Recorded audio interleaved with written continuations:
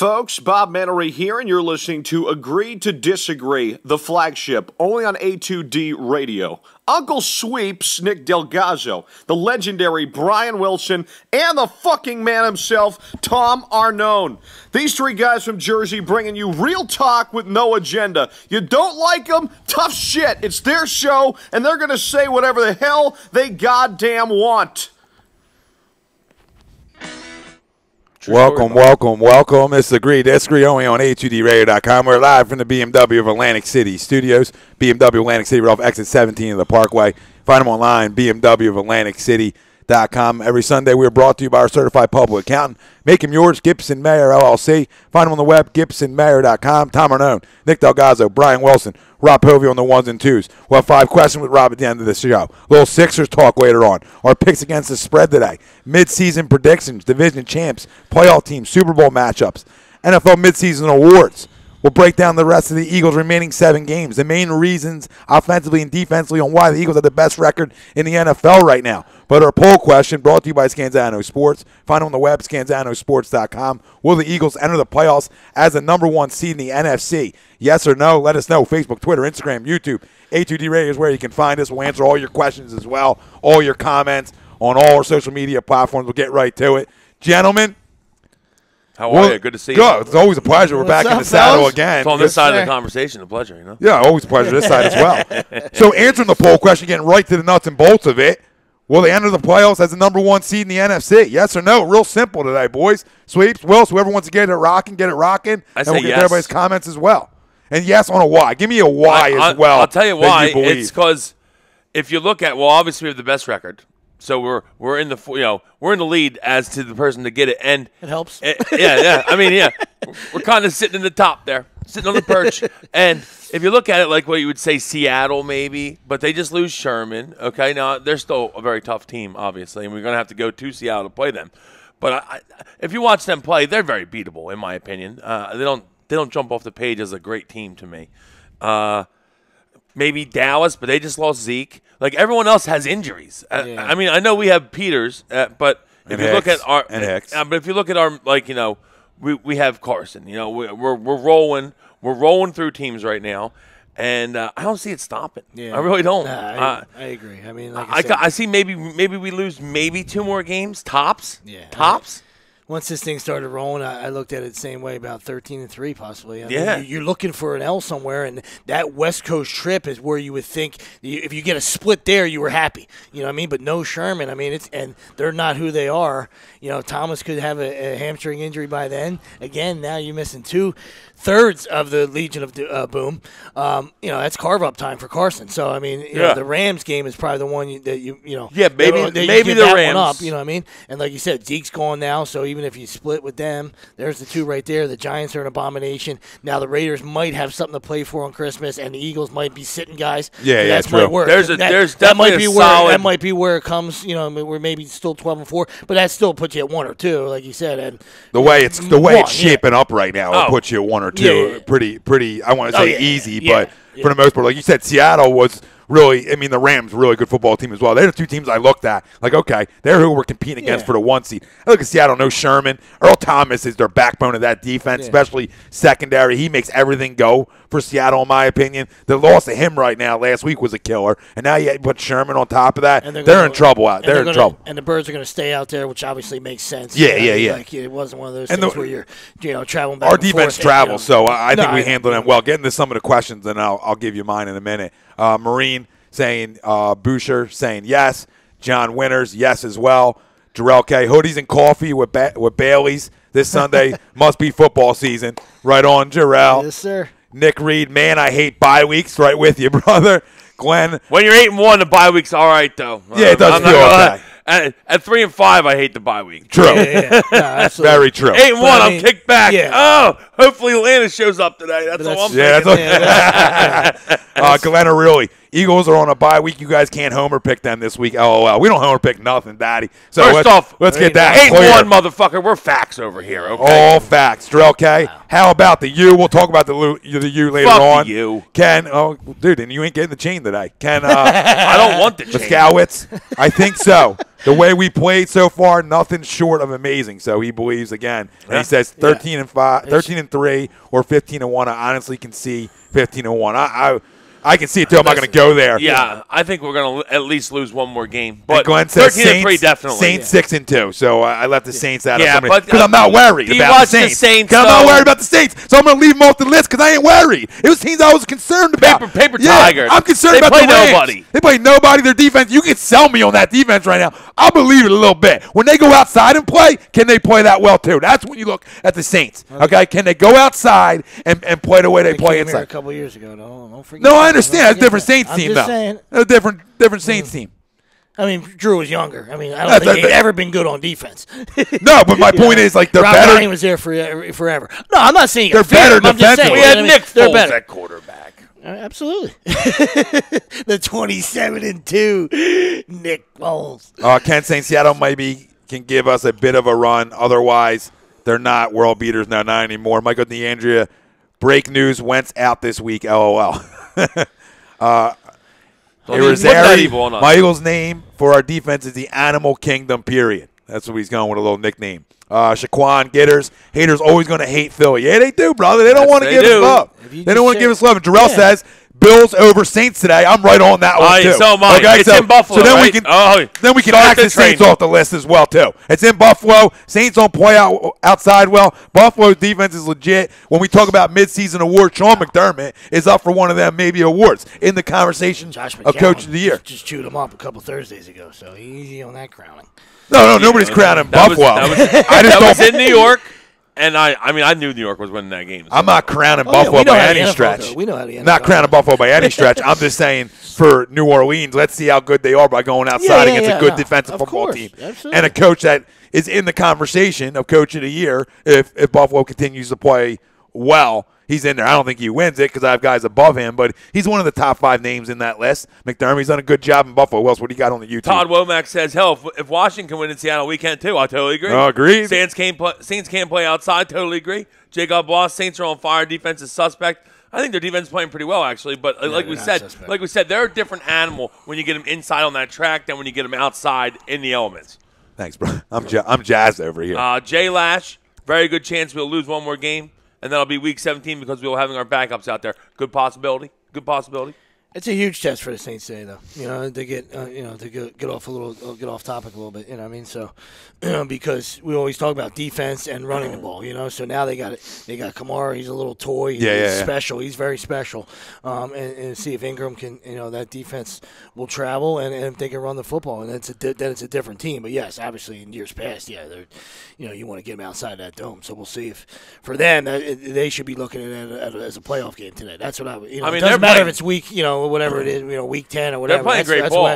Oh, they are. They are. But this is the thing. Can they go outside in the conditions, in the elements, and beat a good defensive football team today and a solid team? I mean, that's all Buffalo is to me. They're solid. Yeah, they're nothing special. I wouldn't say Buffalo is very good, but they're definitely solid. Solid. Yes. And they're good at home. So they're solid at home. I'll tell you what. So we'll find out a little bit about the Saints. I don't want to get too deep into the Saints. Some props if they win today in Buffalo. Yes, agreed. But right now, they're not my major concern. My 2 major concerns are still the Rams and still got to be Seattle until otherwise because they had the pedigree. Now, the loss of Sherman kills them. And they still both have to play each other, so they're going to get another loss regardless. I mean, Russell makes plays, man. I mean, he throws balls up and they make plays over there, and he can, they've been there before, so you have to put them in the conversation. Yeah, in my opinion, to the poll question, will the Eagles enter the playoffs as the number 1 seed in the NFC? I'm going yes as well. Now, I think next week, that first quarter, maybe that first drive is a little slow. We'll talk about it because we'll be on before the game next week. But I think they might get off a little slow because of the bye.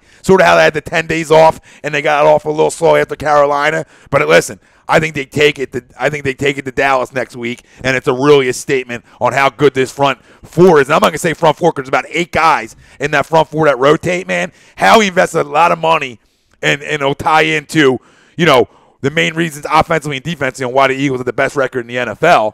And really, dude, credit to that front 4. And that front 8 and the substitution guys, Curry, Chris Long, them kind of guys, man. See. There's no better in football. There's no better front 7 that dominates you like we do up front. Well, we're gonna see what Dak's made of these next 6 weeks. Cowboy fans are gonna be able to they're gonna find out firsthand. I mean, he's no 11, but let's see. For theirs, they're hoping that he's what he can do some stuff and fill in and make enough plays to make up for it. So I'll be completely honest with you. I think Dak's pretty good. I really do. I've been saying it. I know people don't like to hear it, but I still think that we're in for a dogfight next weekend. And shit, if you think otherwise, you're delusional. Oh, yeah. Like, if you think roll job or anything crazy like that, you're delusional. Chance. That's a good football team over there. They're a very good football but team. let's see now. Let's see. It was Kansas City gave him 2 hours to throw the football. I mean, really, a front four that I thought could get after it didn't get after it last Sunday at all. Front four-wise, Dallas' front four has been getting after it. I know that. They But have. now Smith a little bit banged up. Dez is questionable today. Smith's not playing today. But let's see how they hold up left tackle-wise. But let me see before I go there, because I was a Dak guy that I need to see more, and I've seen a lot this year. So I will eat a little crow. I'm going to eat crow and say, hey, I was wrong about some things, and he fixed some things. But let me see how he goes having to be the guy now. Right now, that everybody locks in on you now. Right? And it was, all right, let's game plan for Zeke. How do we stop Zeke, right? Run the ball decently Let me see. Well, they might run it decently well. They have a great offensive line. But can he be the guy now for the next 5-6 weeks? And we're going to find out a lot about Dak Prescott over the next couple weeks. We're going to find a lot about today. Just today alone. I'll tell you right now. We're going to find a lot about Bottom line, for the Cowboys fans out there, we don't like you, but we'll cater to you real quick.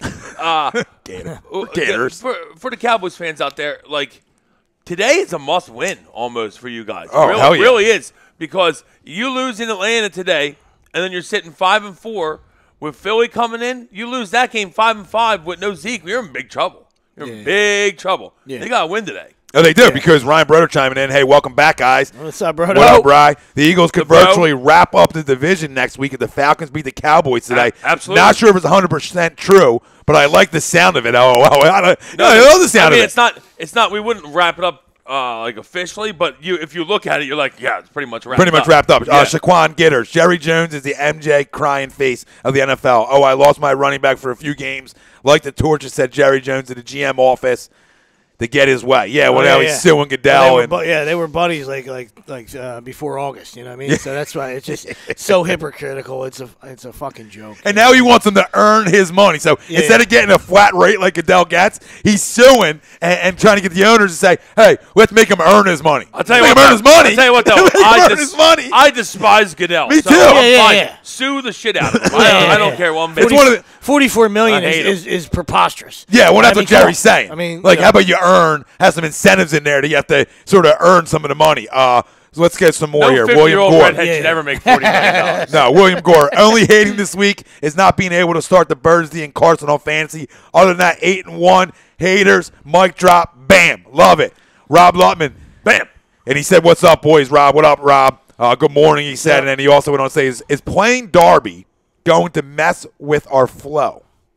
And it's not a bad question. I understand the question, but I feel like you brought him in. He was the number one immediately when you brought him in, so he has the most talent, and that can't hurt. Adding the guy with the most talent back there can't hurt. So I think he's definitely going to be back out there. Yeah, he'll be out this week. Sure. Yeah. It's the same thing, like you said, with bringing in a Jai. Like originally thought, not originally, but you don't pass up on talent like that. When you have a culture or a locker room of veterans and a coach that's running things the way he's supposed to run things, it ain't gonna, and it doesn't matter. So same thing with on the back end. Patrick Robinson has been an absolute pleasure, right? Yeah, so it's been great. You know what I mean? So, and pleasure's a good word. They're plugging and playing. That's why that question to me is, a yes. Not only schedule wise and the fact that they're 8-1, but if you just take either your hate out, if you're just watching, use your eyes. Right? They've been the most prepared. I know people want to talk about Belichick and the Patriots. I don't want to talk about them. They look to be the most prepared team every week. Every week they look so prepared. They look disciplined. All right, and then the whole thing, the next man up thing, it seems like a cliche, but wow, have they taken that and run with it? I mean, And what you said was spot on, and you tied Jay into the that. Scariest replacement. Sorry, real quick. Go has ahead. been Big V, and he hasn't played that bad. He's played well. I think he's played well. Yeah. No, he's held up, and what you just said, it's so funny. Sorry. What's funny about it is that you bring in Jay like that, and you ask the questions like maybe a little bit of a locker room issue in Miami. You bring him here where it's a winning environment, guys are winning, there's vets, and a guy toes the line, right? He's going to come in and toe the line and not stir anything up, right? You're going to get that. When I look at this secondary and the way they're like a family back there, man. I mean, this whole defense, this whole locker room, it feels like a family environment, and that happens when you're winning. So don't get me wrong. Everything is better. The grass is green, the whole nine, right? But I look at bringing Darby back. I don't think it's going to affect anything, man. It's going to make us better and stronger and deeper because guys have had to be thrown in these roles of being starters that maybe weren't ready. Rasul Douglas got a lot of time. So I think bringing back a guy like Darby just helps. It doesn't hurt anything. It just makes you deeper, and you move from there. What else we got? We got a hater on here. Steelers Nation. Fuck the Eagles. Fuck you. Okay. Well, you showed your true colors by your handle, Daddy. All right.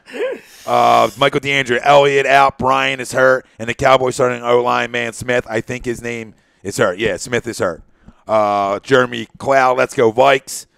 Jarrell K. Why is the line for Atlanta only 3? It did not move after the suspension. Well, because I think they thought it was going to be a close game regardless. And I do think it is. And the Falcons have been horseshit. I think the Cowboys beat the Falcons today, and I don't think it's even a tough game for them. Sean Spielman, whoa, what's up, boys? Who wins the Toilet Bowl game today? G-Man, woo. I'm going to tell you that is Jimmy playing. I think the Niners, Spells, get their first win today. I mean, that is an absolute – we've been making fun of it all year, and I know that the common term is dumpster fire, but it is atrocious in G-Man land. I mean, their 3 D-backs have been suspended during the year. I mean, unnamed sources and we know the porn – Macaporn needs to get fired. We know that, but I mean, it's unnamed sources, and guys are trying to protect Macaporn and saying, like, put your name on it, like, whatever, dude. It's awful. So Janoris, right? So Janoris think, gets sent home. I think Jimmy's playing today, right, for the Niners. So I think so. Leave to him to sling it. I don't know. I don't know. Assume that he got his. I hope he's playing. He seems like a smart gentleman to me. I mean, get your ass in the playbook and let's go. Yeah, right. I think they said they weren't going to start. J-Lash, this is a good one. Are you guys more excited? Did you read this one? No. For Wentz versus Dak or Wentz versus Goff? Wow, Dak, just because it's the Cowboys. Yeah. I don't care about the Rams. Yeah, I don't care about the Rams yet. Michael Chromiak, what up, Mike? He'll be starting a show here Tuesday night. Birds of a Feather. Giants are a train wreck. Red and gold get their first win behind Jimmy G. All right. I'm with you. I'm right with you, too. There's a lot of hate going on over here on the YouTube. And Tyler Mater, look at Ryan Howard behind the couch. Yeah, we got the piece back there. He's hanging out with the family. Todd Womack, exactly, Tom. Not only that, but it allows Jim to do more things on defense in terms of Darby back. Absolutely. AJ Sniper, Cowboys suck. Love it. He's also one that said Philly sucks, so fuck him. Okay, fuck you. Yeah, sorry. And where's my man TT Ballin after a tough loss last night for the 10-9-8? Actually, tough, too. Where was he at? I had a good comment from him up here somewhere. Where is the first? I didn't expect it. Yeah, last night I thought they were going to get rolled. TT Ballin, love. We back. We back. TT. We back. TT. Yesterday I didn't blink. I mean, I was happy with the first half and way to hang around. But the Warriors just turn it on, don't they? That's what they do, man. It's like it goes from 3 to 13 like that, and you're like, what the hell happened? We'll night was an absolute dagger. Yeah, we'll get in the Sixers later on too. So. Gentlemen, let's get into a little bit of this, tying into our poll question. All right, we'll talk about the last 7 games. All right, but before that, the main reasons offensively and defensively why we have the best record in the NFL. And people chime in, let us know your reasons. We'll read them off as well. So we'll start on the offensive side of the football. And it seems like a pretty easy one. Carson Wentz. And it's all 11. It's all 11. But it is. A lot of factors. A lot of factors. Not only is it 11, but it's surrounding 11 with talent and not making the mistakes from past years with the Donovan years where there was nothing around them. Now 11's special, okay, and 11's going to bring up everybody around them, but it does make a guy in his second year a little bit easier when you brought in weapons around him, when you can open the field up. There's a lot of different guys he can go to. There's a lot of different guys offensively that can beat you. And I look at the offensive line and the ability to pound the football is another main reason why we are where we are. Because listen, man, we put up 200 yards against the Kelsey's been awesome against the supposed second best rush defense in football. We said, hello, let's put 200. That went unnoticed last week. That we put 200 yards rushing on their ass. What's even better than putting 200 on them, because I know they have a great rush defense, but they're supposedly, they got Von Miller. They're supposed to get after the QBs. Not even a quarterback hurry. That's crazy. That's crazy. No, it's nuts. That's nonsense. It's nuts. But you look at absolute O-line dominated that game last week. Absolutely dominated. And I think Denver quit at the end of the third quarter, but still, it was still dominated. I look at LeGarrette. Yeah, that was when Wentz was in there, right? Because I think he got to Foles. Foles fumbled. Foles fumbled. Yeah. While Wentz was in the game. Yeah, absolutely. But you win a game. Counts. But this is what showed me. Last weekend, there's no Zach Ertz. That's a huge loss, right? Huge loss. I mean, our leading receiver, the most touchdowns on the football team. Okay, huge loss. But this is where 11 comes in, man. And that ball to Trey Burton says everything I need to know that I already did know about 11. But that's like making everybody around you better, because that is a perfect ball to touchdown the Burton. That's a perfect ball. That's putting it in between two windows. You got two windows. The only guy could get it was the second TD to Alshon running across the back of the end zone. Whew. That's a great ball too. That's like a 9-inch spot. I'm talking about a guy lower on the totem pole that you bring up. You get where I'm going with this? Like, that's not your starting tight end. That's not the leading receiver on your football team. Listen, because you throw such a great ball and you're so prepared. Yeah, the only guy that it's just the only guy that could catch that ball besides Ayrton was the pylon. That's how good of a ball it was. It was right on the pylon. It just keeps amazing me week in, week out that the guy he doesn't rest on the week before. He's always working for more, always wants more, and that's the main reason. Obviously, offensively, we're 11-1 is Wentz. But when I look outside of Wentz, I look at the offensive line and look at the ability to run the football is huge. And then I look at your weapons: Alshon, Nelson, Ertz, right? And Torrey's a back burner guy. Fourth guy on your list. That makes you really deep. And the ability at the backs, their ability to catch the ball out of the backfield as well. So I mean, there's a lot of reasons that go around. Obviously, 11's the main reason, but you can also look to the dedication to the run game as well. Another reason why we're sitting 8-1 with the best record in the NFL. Jay Lash says Lane totally trashed Von Miller. We totally agree. Von Miller's too into those Old Spice commercials. Yeah, he is. Getting soapy. Todd Womack says, now that we got Timmy signed up, do you see Bo Allen leaving next year? I hope not. I like Bo. But, I mean, I do. Guys are going to leave. So Timmy's a guy you don't have a choice in this situation. I mean, he's played really well. Him and Fletcher's relationship is great. So you tie all that in. It's a great signing. You don't trade. Like, they traded a pick for him, obviously. So that's a guy you want to get locked up. Yeah. You don't want to lose a pick and lose Timmy. And guess what? I mean, Howie knows the MO, and he spent a lot of money on the defensive line, and it's paying off right now. We flat out dominate teams. It's not even close. Like, you want to run the football against us 35 yards a game? I know we've had the leading games and all that, but when you even try to run the football early on, we're 3 yards in the backfield.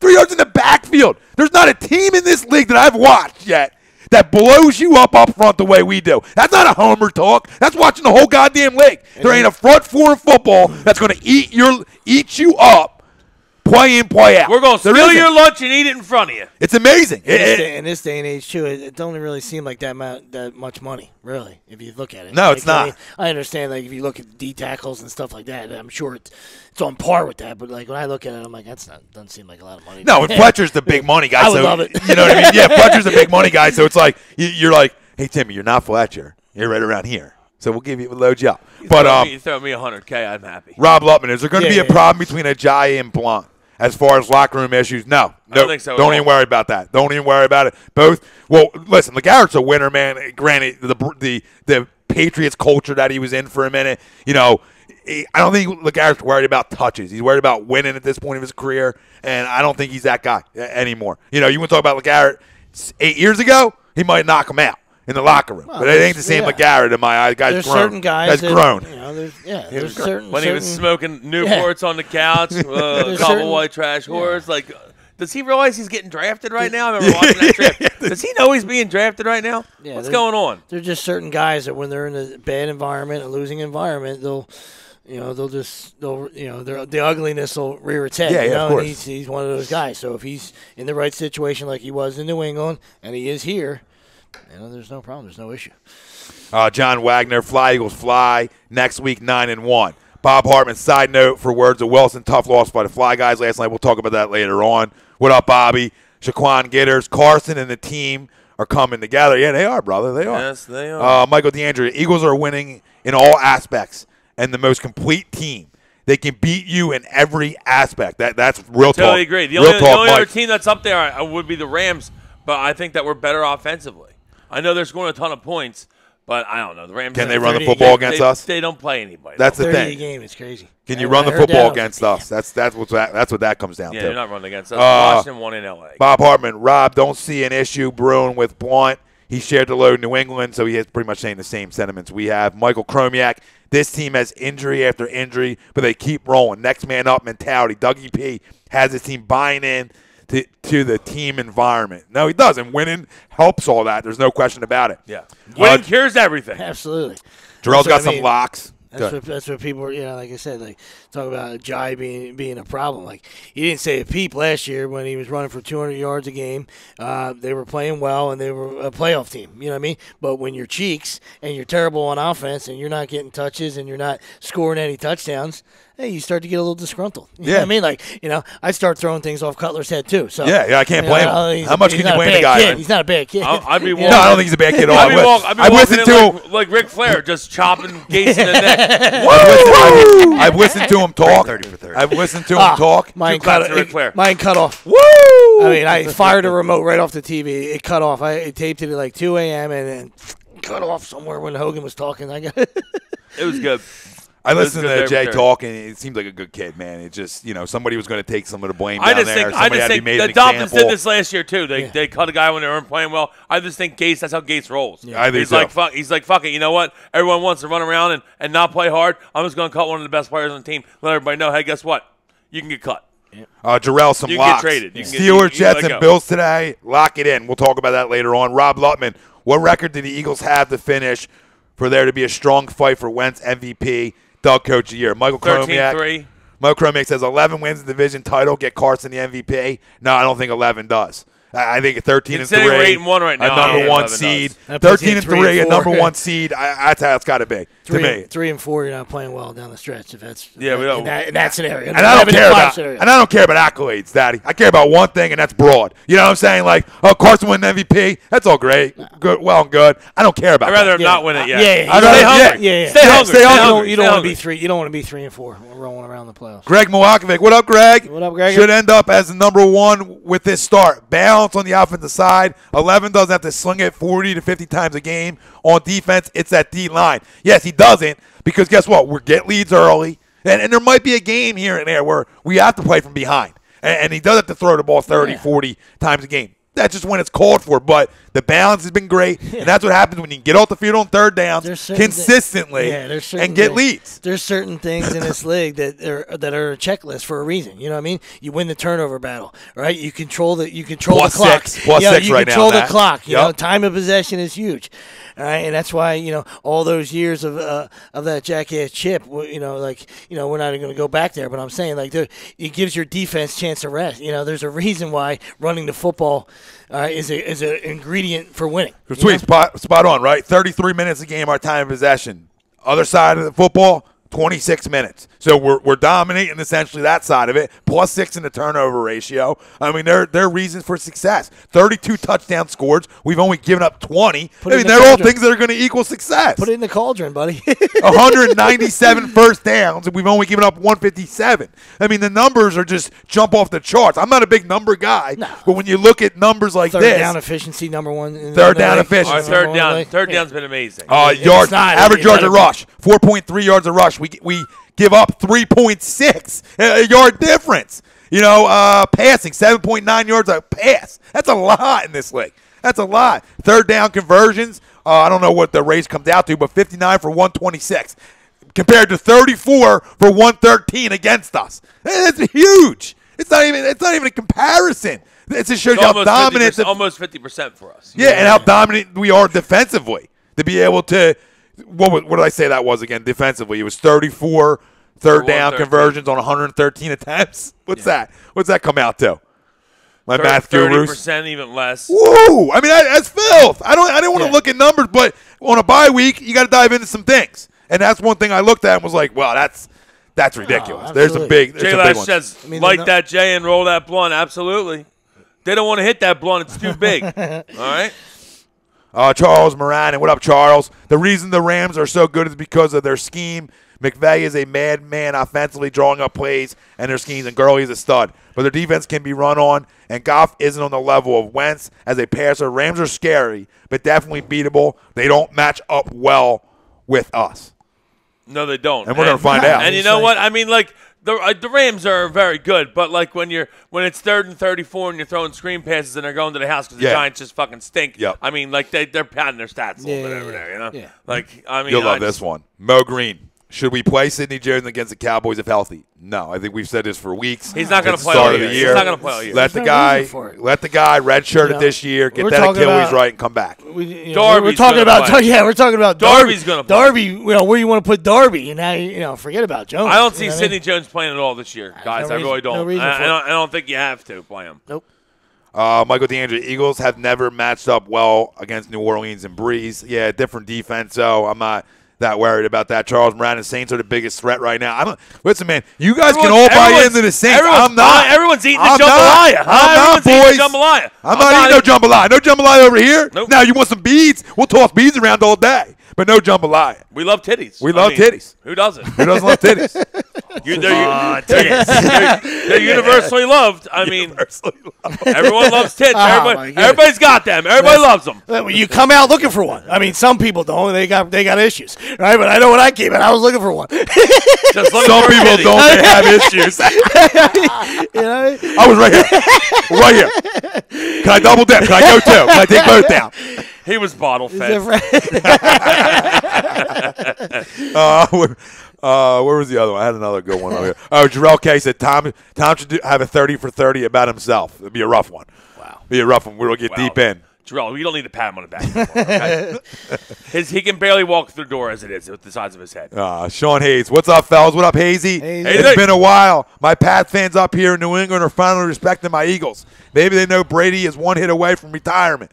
Oh, listen, I'm good to hear around the league that you hear that guy lives up in that area and, we're getting respect because that's been the whole thing Eagles fans are complaining about is no respect, no respect. You get respect. We're finally tell you how you get respect. We're getting all over the country right now. Yeah, you should. We are. Everybody but Nick Wright. You got to be asking. Everybody but Nick Wright. Who cares? That dude hasn't played a fucking sport in his life. It's the worst. He was playing Dungeons and fucking Dragons when he was growing up. That kid's a piece of shit.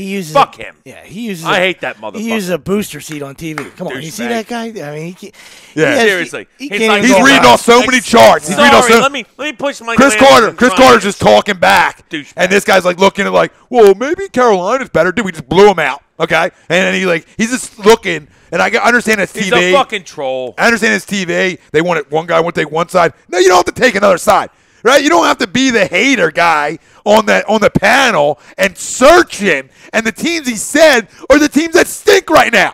He's talking about the Falcons. He was talking about Seattle, who's okay to me, and he was talking about Carolina 2 weeks ago. What are you talking about? What are you talking about? Every test that's came up for us, every goddamn test that a team's like, oh, well, Denver's got a great defense. Let's see how they play against Denver. Roll job. You know what I mean? I mean, every test that's came through the Eagles, they've handled it. And not only handled it, they handled it with flying colors. Yeah. I mean, I'm pretty sure I said that. Just the numbers. Pretty sure I said West Coast teams come and play at 1 o'clock to get rolled. Yeah, and that's exactly what happened. Roll job. Yeah, it's just they go by these numbers. Like I said, it's these idiots, like Willie said, sit behind the desk with numbers. Like, I don't care about yards per game. Use your fucking eyes. I mean, that's no disrespect to the Eagles. Tremendous job last week. Took care of business. But that's not the number one defense in the league, first of all. Right? I mean, I don't care what anybody tells you. I mean, that was the thing people were saying. Well, oh, my God, they just did that to number one defense. First of all, your defense is pretty good. All right, and Jacksonville's pretty good. There's Vikings are pretty good. There's a lot of scary D's. I mean, but it's like you said, they go by numbers, yards per game, or whatever. Yeah. Wherever factors they put in there, just pay attention. The best defense was sitting right here. here. Turn the film on. Yeah. In my opinion, the best defense was sitting right here in Philly last Sunday. And it wasn't Denver's. Now, are they a top 5 defense? Yeah, I mean, on paper and numbers and all that. Yeah, but I agree with you, Sweepsy. Jacksonville's a better defense than me than Denver. I'm more scared of them defensively. I think Rams are better. I think the Rams have a better defense. Absolutely. I think we have a better defense. So it's good to hang up a big number and a crooked number on their ass. That's No question. I mean, come on.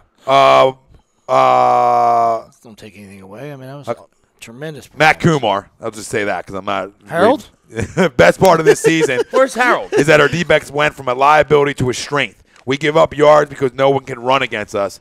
And then we're #titties. Yeah. Everybody's got them. Everybody loves them. No, listen, you know why? They're real simple. You know why our secondaries played really well and we stopped the run at the rate we stopped it at? It's because we have corners who want to come up and tackle. That's a huge difference from good defenses in this league to bad ones. The big difference is a lot of teams don't have the secondary players that want to come up and tackle and get their nose dirty. They don't, or get their hands dirty, whatever. A lot of teams don't. A lot of guys shy away from that kind of aspect. Look at over at Kansas City, Marcus Peters. He don't want to tackle me or you. Now, defensively, one-on-one, is he a legit top corner in this league? Yeah. But I start to separate guys when you don't want to come up and tackle and you ain't Dion. I start separating you that maybe you aren't who I thought you were when you don't want to come up and stick it. That's why Jalen Mills is the #1 corner in this league. I don't care what anybody says because he wants to hit you. Don't say that about Dion, by the way. You know what I'm saying? Like Jalen wants to come up and hit you. He's physical. Guys always get beat in this league. That's just part of the gig.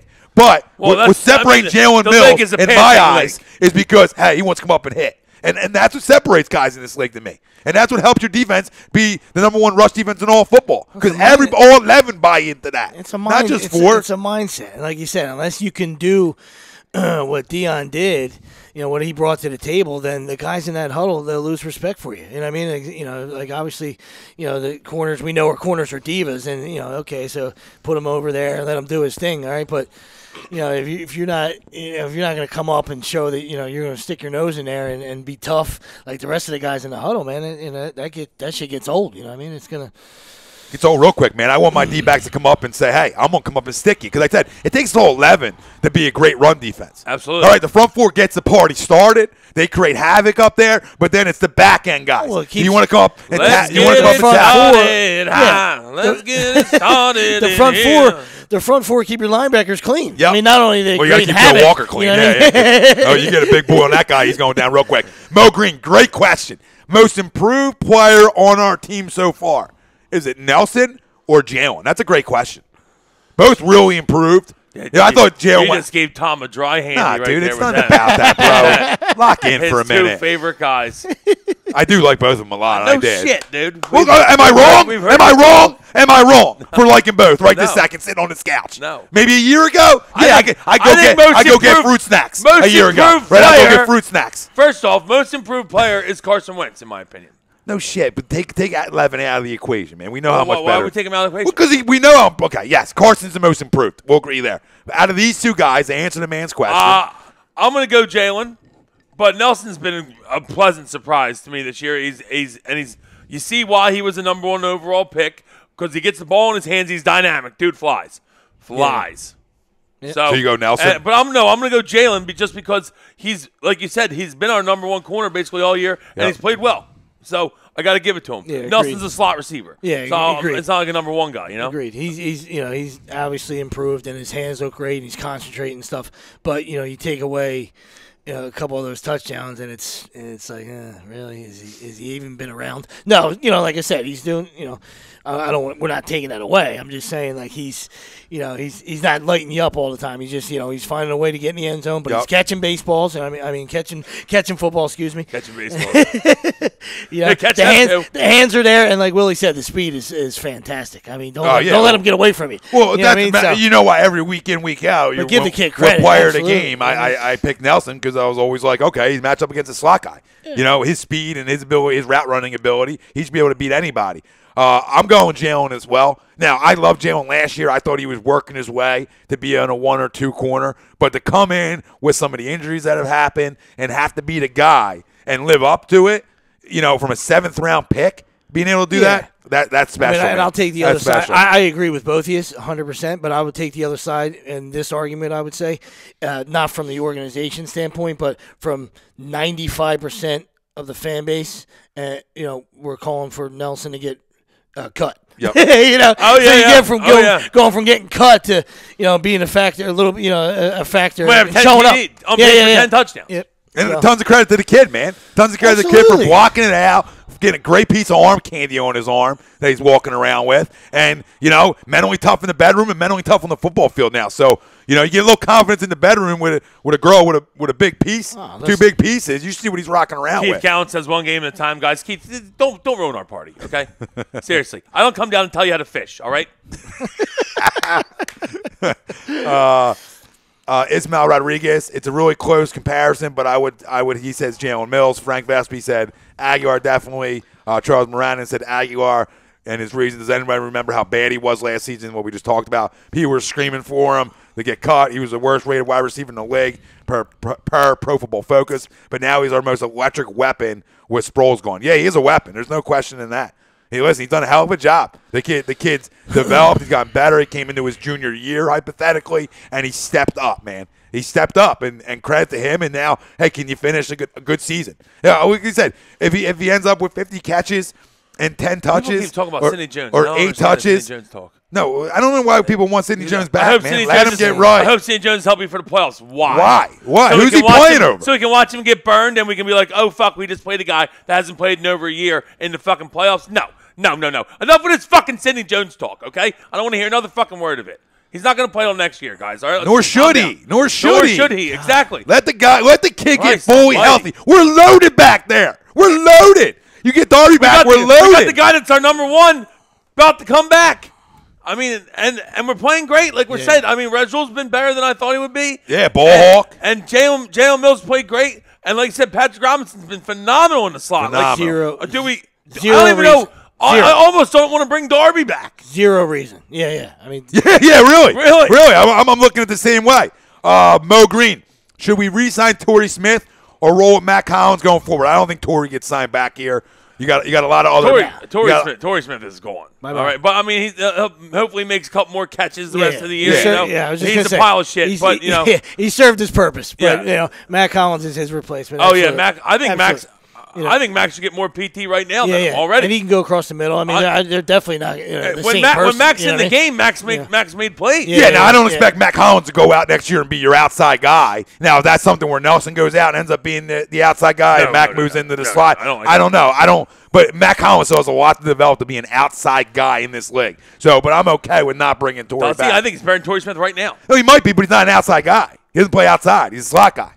We'll find out. Okay, I'm just telling you what he is right now. I'm not saying next year is something that he can't move forward and be. But I'm not even there. I'm not even there. I mean, I'm not even there. I'm not even there on the re-signs and all that. I'm worried about this year. Shaquan Gitters, I feel like Carson thinks he's playing Madden on practice mode with no pass rush. He holds on to the ball too long. That's part of his MO, man. I got no problem with him holding on. He's a playmaker. He wants to make a play. That's the biggest knock is that he does hold the ball too long. I think we all can see that. But he's made plays, though. He's made plays. You can't get him on the carpet, so.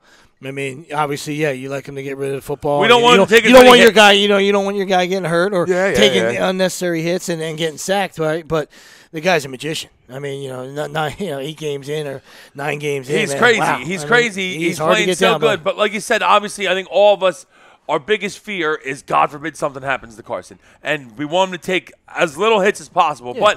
But when he holds the ball and he makes plays, I mean, hell, we've had some great plays this year by him holding the ball, breaking contain, and finding a guy open. I mean, it started in week 1. With the one to Nelson. Week 1, you went 6 to midnight. Played we Nelson. Went Nelson.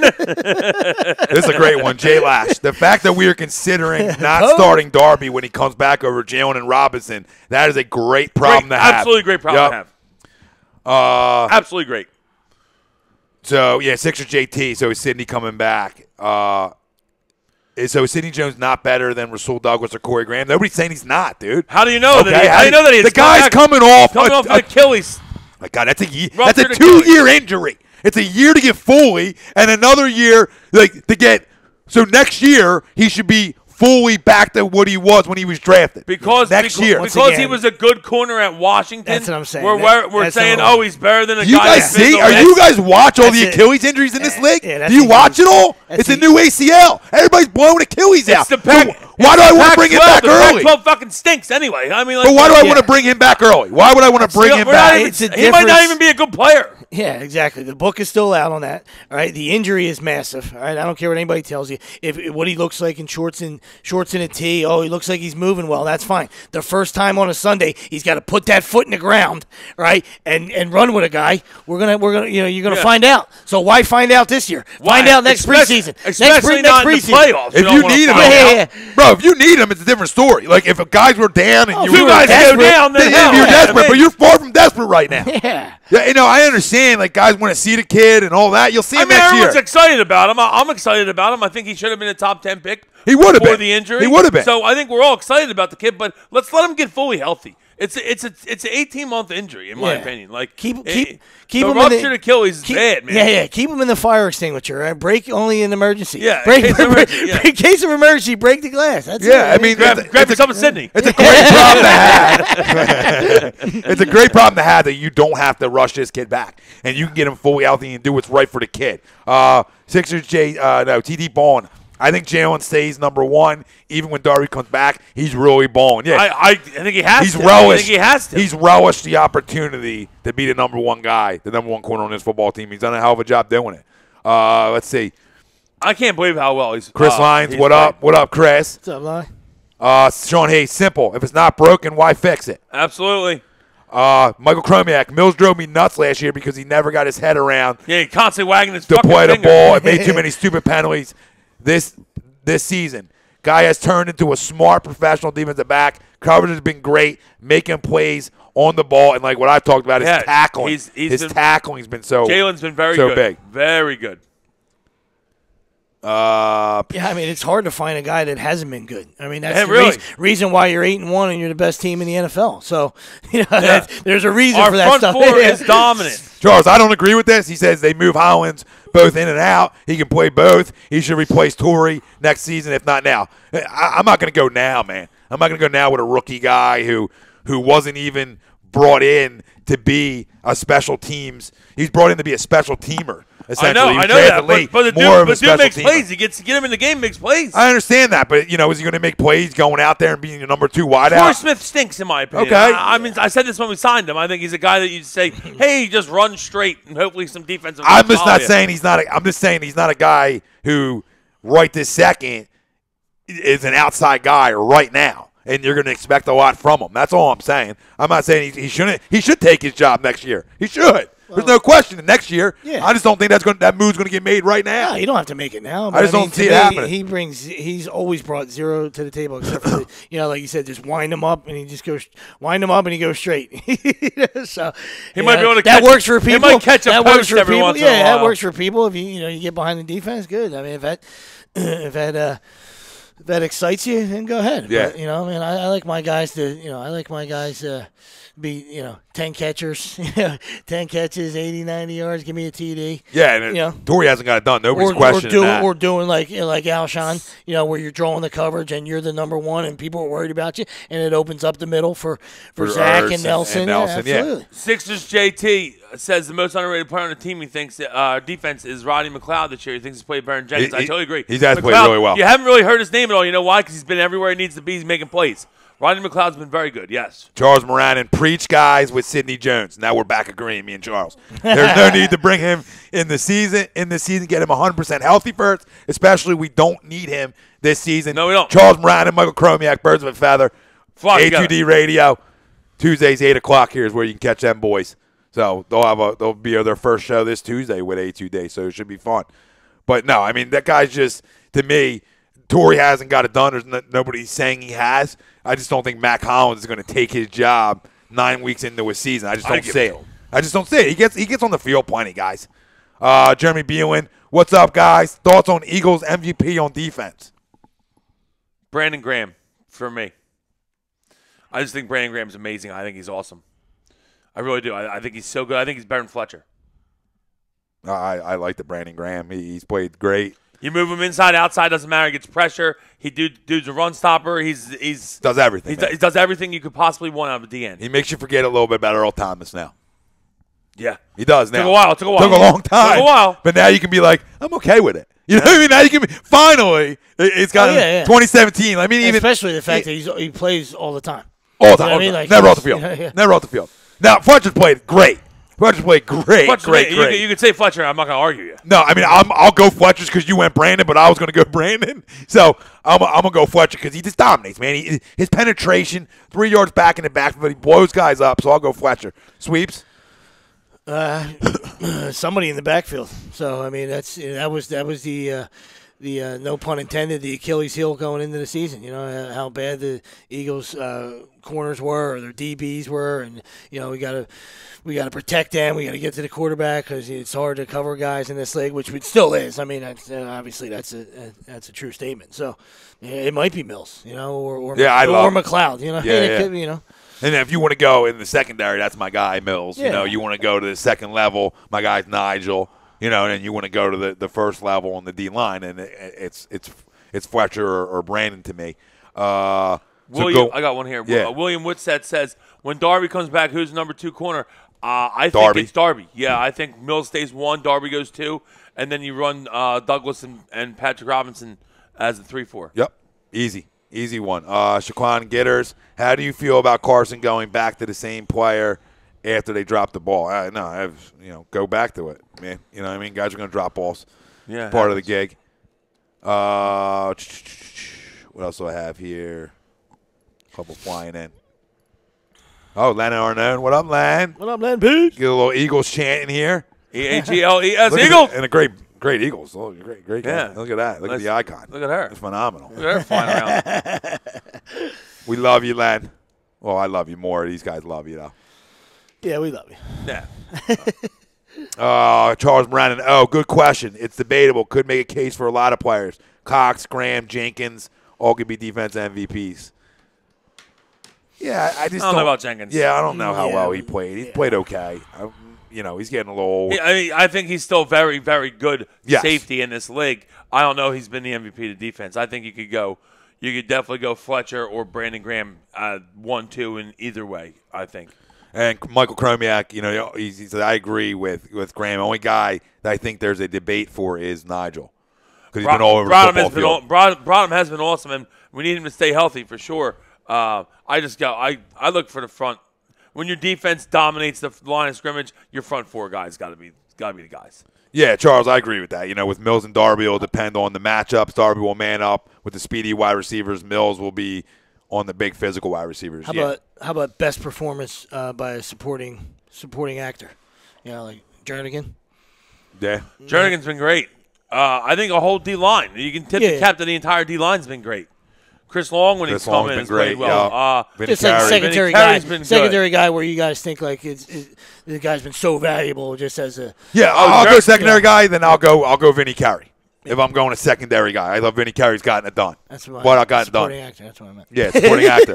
Offensively, supporting actor. I think that lies with Nelson, man. As like your third wideout, essentially. He as on offense. I mean, who are you going to go backup guy? So I think Nelson, supporting actor, got it done. All he did was catch touchdowns early on in the year. So that's the offense and defense, supporting actors. Absolutely. Unless you got. That was fun. Yeah. I mean, we're not going to break down any of the upcoming Cowboys game yet because we're going to do that next week because we'll be back. All right. Well, Charles is blowing next Sunday. Charles is blowing Malcolm now. So Jenkins has only been okay. Watch the film. Jenkins has been playing the best ball of his career. He does everything. Watch him cover running backs and tight ends. Be in the box, safety play, deep, everything. Can't overlook him. I don't think anybody overlooked him. We're not overlooking him. I'm just saying I don't think he's a defensive MVP. That's all I'm saying. Yeah, we're number 1 against the run. I think you got to go. Yeah, nobody's benching him or cutting him. I mean, he's played well. So. Yeah. But he's a good player. I wasn't worried about Jenkins going into the year though. Like I know that Jenkins is a good player. He's been a good player for multiple years now for us. I I consider him like when I'm looking at the secondary, I'm like, okay, we have Jenkins. Hopefully McLeod's healthy. We're worried about the corners. Corners have played really well. Yeah. So I mean, is he overlooked a little bit because everybody else has played well? Yeah, that's a good thing. But yeah, that's another thing where you don't say a guy's name a lot, you know, and sort of goes under the radar. The two safeties that's sort of going under the radar, and they both played really well, or we can say Jenkins has played okay. Played okay isn't a shot at the guy. We've kept Jenkins at safety this year, which is where he belongs. Like last year, we got in trouble when we moved him down to slot corner because he's not as good of a slot corner. And we had trash at safety, so it was like we hurt two positions. This year they finally overcame that because they didn't move Lane to left tackle. They kept him at right tackle. Rather than make two positions weaker. I like that. I like that. Yeah, and then, finally we were healthy enough in the secondary to not have to rush, not have to do that. Now he's going to be your nickel and he's going to get beat up. It's another example of like Doug and the coaching staff growing and making adjustments the second year. Not making that mistake again, like Willie said. Like we're gonna try to live with Big V. All right, as opposed to weaken in two spots. They saw what it did last year. They saw what it did last year. So I also think that Big V struggled last year, but I think he has it now. I think he knows what he's doing. He's got confidence out there, and it shows. I mean, I thought he played really well against Denver. I really did. He was out there. We're running down the throat of the team that's the second best run defense in the league, and he's part of the reason. And like you said, Jason Kelsey's been amazing. Been awesome. Amazing. And on a Giants big touchdown run, that's the left side. So that's big. That's Big V side. Yeah. He road grader right there. Yeah. Charles Moran and Touche agree to disagree. LOL. Ryan Brodo. I think Corey Clement's been anything you could have possibly asked for. He's been solid on special teams. He makes plays when he gets the ball on offense. I mean, what can he ask for? We have a nice little three-headed running back going, and I'm excited. I mean, I love the Ajayi move. I loved it just because I think Wendell Smallwood's no good, and it gets him off the field. Anytime you can add a good player, anytime you can add a good player, you run Blunt, you run Ajayi, and you run Clement, and we just rotate him in, keep him fresh, and let's keep this thing moving because we're running down people's throats, and I love it. And especially for the price tag it was. I mean, that's why it's a fourth-round pick. And he makes $600,000 next year. Yeah, we talk about picks all the time. Care. Right? It's not a first-round pick; it's a fourth-round pick. Who cares? So actually, you don't want to lose that if the guy came here and it was a problem, and you had to say, "Hey, beat it, Screech. All right, you're acting up.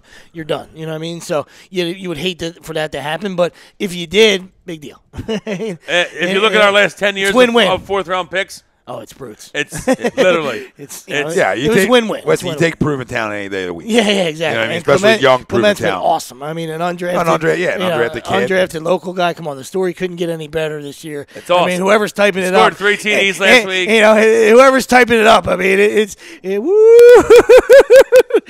They got their Eagles beanie on, and they're typing it up. Fiction. Yeah, I mean, listen, the kid's got it done. He's running the football, catching the ball out of the backfield, everything you could ask from an undrafted kid. He's exceeded expectations.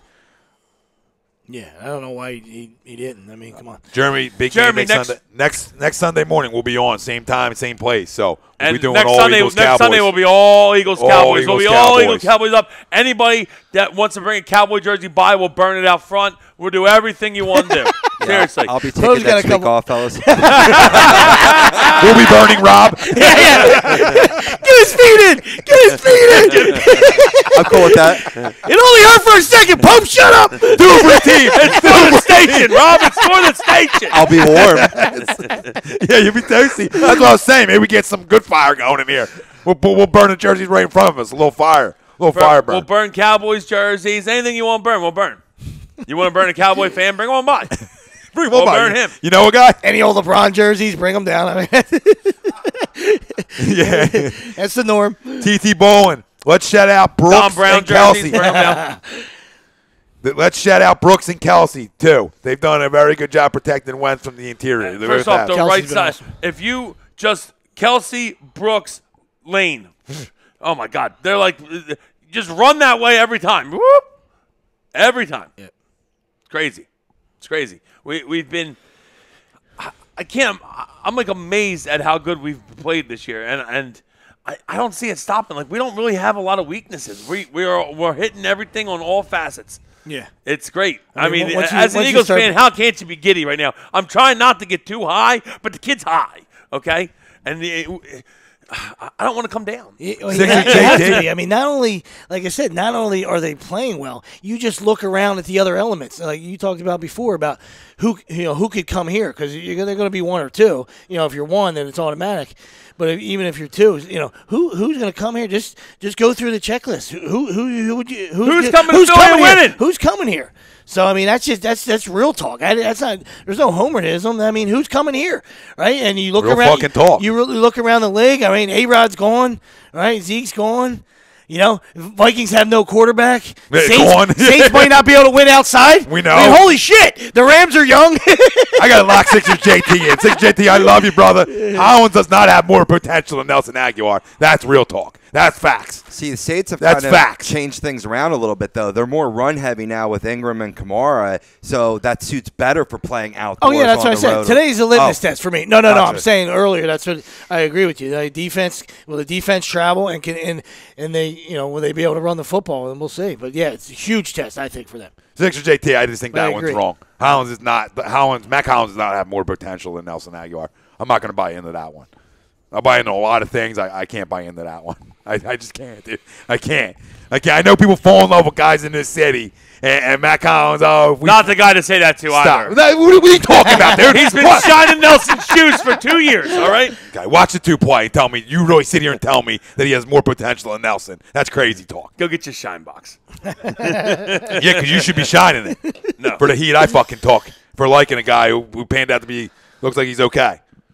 That's all. He's having a good year. I'll eat crow. No, there's no. You don't have to eat nothing. No, you don't have to eat nothing. I'll channel my inner Mike Gundy. I mean, I just love when guys want to fall in love with the next guy. Like, always the backup, right? Always the backup people fall in love with. Like, how we fall in love with Mac Hollins? He's okay, but just slow down. Slow down. He doesn't have more talent than Nelson. He doesn't. Ishmael Rodriguez, Philly. Jason Edward, what up, Jay? Let's go. Let's go! Jeremy Beewan, can I come sit on the couch next week? Well, we'll talk about Jeremy. Probably not. If you bring some Cowboys gear to burn, then maybe. Maybe. Yeah, maybe. Tough to get a spot on the couch. Maybe put you on a chair over here. Put you on a chair. What happened to the I'm not going to – listen, JT, I can't compare Hollins' his rookie year with Nelson's rookie year. I'm not going to go that route. It's different. It's completely There's two a different reason one guy was a right fourth-round pick and the other one was a first-round pick. I mean – Yeah. I mean, there's obviously guys they miss in the draft. We get that, right? But the talent level, we're talking talent level, right? When the other knucklehead was a rookie, he was expected to be the guy. You know what I mean? So he just couldn't handle that pressure Right off the bat. Yeah. I mean, he had mental issues. He was talking to shrinks and stuff. I mean, the Pressure! guy was taking the heat. You know what I mean? But the talent was there. It was there in practice. People saw it. I mean, when people went to watch, training camp practices, they came back oohing and ahhing. Look, this guy's special. Yeah. And then he fell on his face. All right, so I would totally give him credit for getting back up, cleaning First things off, up in the third. Yeah, year, but Mac Hollins. But Alshon takes that We pressure always- off him. yeah. And we know Torrey's a squid, but at least he brings that to the table. So it opened up the middle where he belongs. he brings squid to the table. We love it. Does Mac not have potential? I'm not saying like a little doesn't- sushi. I'm not saying Mac doesn't have potential. I'm just saying that let's relax because the guy rides his bike to the NovaCare that we get all giddy over a guy who's just relax. Is he going green? Yeah. Is he? Yeah. Is he- I love Mac. I'm not taking anything away from the guy, but we fall in love. Is he a new Don't Connor- tell is he a me. new Connor Don't Barber? tell me. You watch both of them on tape mixing and the tell car. me Mac Hollins is just as much potential or more potential than Aguilar. That's crazy to me. I All right, can't. relax. No, I am relaxed. I am relaxed. Relax. It's a conversation. Mix in a fucking car, would you? Jacob Boss, we need to re-sign Nigel 2 to 3 years. Yeah, I love it. And Todd Womack, damn right Dallas week. So just some chiming in. Tommy, stop hating on Hollins. That's his role. Nobody's hating. But you guys freaking fucking fall in love with guys who are your fourth or fifth goddamn option. He's got 9 catches on the year, right? Maybe 10. You fucking relax, Sticks. You relax. You're off pace. You would fall in love with a Hollins. Go get his jersey, Here too. he He'll be out of comes. the league in 3 years. Yeah. First off, don't do that. He'll get shot probably. Here he comes, the stick man. What up? Stick still got a McDougal that he's rolling with. Where are you guys seeing this? Michael Cromack, Hollins is Jordan Matthews 2.0 with more speed and better hands. Real good potential, but not the level of potential of Aguilar. Listen, Sticks hates superstars. Like he's the people's champ. All right, Sticks is the people's champ. He wants nothing more than T.J. McConnell to be the star in this league. Star for the Sixers. Yeah. He wishes T.J. was the best player on the Sixers. And we love T.J. I'm not taking a shot at him, but we know you, Sticks. All right, how dare you go with Ben? All right, come on. How dare you go with Ben the other night? And now I'm going at Brett. If you don't call fucking timeout, then it's got to be Ben. Ben should go to the hole. Right, but don't you go with Ben. Calls out the 20-year-old. Come on. Calls out the 20-year-old. Come on, Sticksy. He said TJ's the GOAT. Sticks, man. No, I love it. And guys, you guys can be excited about Mac Hollins, and you can talk about his potential, A, B, or C, or D. All I'm telling you is relax on it. He's not. Look, listen, Jordan Matthews dropped a lot of footballs here, but to even put him in that conversation is crazy talk to me. I can't even do that. Jordan Matthews fucking stinks. Mac Hollins might be better than him. No. Okay. You're missing the point, dude. You're missing the point. You're missing the point. I'm not. Because you would fucking fall in love, too. Because you're a moron. Because you would fall in love, too. You would fall in love, too. Always on point. He's full of points. Yeah, he's full of points, all right. You would fall in love with a Mac Hollins. Like, well, you guys. Who's falling in love? I read a lot of love. I'm reading a lot of goddamn love for a fourth wide receiver. I'm reading a lot of love. A lot of love for a fourth wide out. I ain't typing. I mean, the key word. It sounds like the Paul Turner shit. I mean, it sounds like Paul Turner talk. Oh, that's crazy. The key word is. I mean, the key word would be potential. I mean, if that's all the discussion is, then. Then it's a debate. It's not it's potential not about catches. I mean, that's what I said. There's no resume there. I mean, as bad as Jordan Matthews was, I mean, he has a resume in this league. Sorry, he has 9 catches. I'm sorry, he has 9 catches. And then the dude Sproles had 7. Sproles had 7. We know Hollins hasn't got a chance yet, but I mean, at least Jordan Matthews has something on a resume. Let me ask a question real quick to draw some perspective on Mac Hollins. How would you compare him to a guy like Philip Dorsett that's now in the New England Patriots? I think Mac Hollins is better than Philip Dorsett. Okay. Philip Dorsett just underachieved. Philip Dorsett had a lot of talent. He's also a higher pick. But he's never panned out. I mean, Philip Dorsett, he doesn't even get on the field for New England, does he? Not yet. He might this week with Chris Hogan out. There's some talk speculative about that, and I've seen him go deep for the Colts when he was with them, and I admire his game, but I think you nailed it right on the head. A lot of underachieved, wasted talent with Philip Dorsett. Mac Hollins is on the way up. He's a later pick, a mid-round pick. You're not expecting a lot off the bat from him. Listen, he's got speed. Does he got hands? Can he do some things? Yeah, nobody's taking any of that away. I'm just not buying in that he has more talent than Nelson Aguilar. That's all I was shutting the door on. That's all I was trying to shut the door down on. I think we thought he was only going to be a special teamer, and he's giving us some stuff on offense, which it's gravy. Listen, and Sixers JT, that's what we respect. That comparison reminds me of exactly what you're saying. We're not, talking about potential. Philip Dorsett, way more talent than a guy like Dante Moncrief. Right, but Dante Moncrief got it done. Get it done on the field, as much as as he could. You can't do this, so right, Jay Lash? The only thing is there's too many games where Aguilar is quiet, but whenever Hollins comes in, something big happens because nobody's paying attention to him. Because nobody's paying attention to a guy who comes on the field in a fourth wide receiver set. Nobody's going to pay attention. Now you can get open. You can get big space. You're going to be matched up against a linebacker, maybe a safety, in situations where you better win. Okay? Suck then.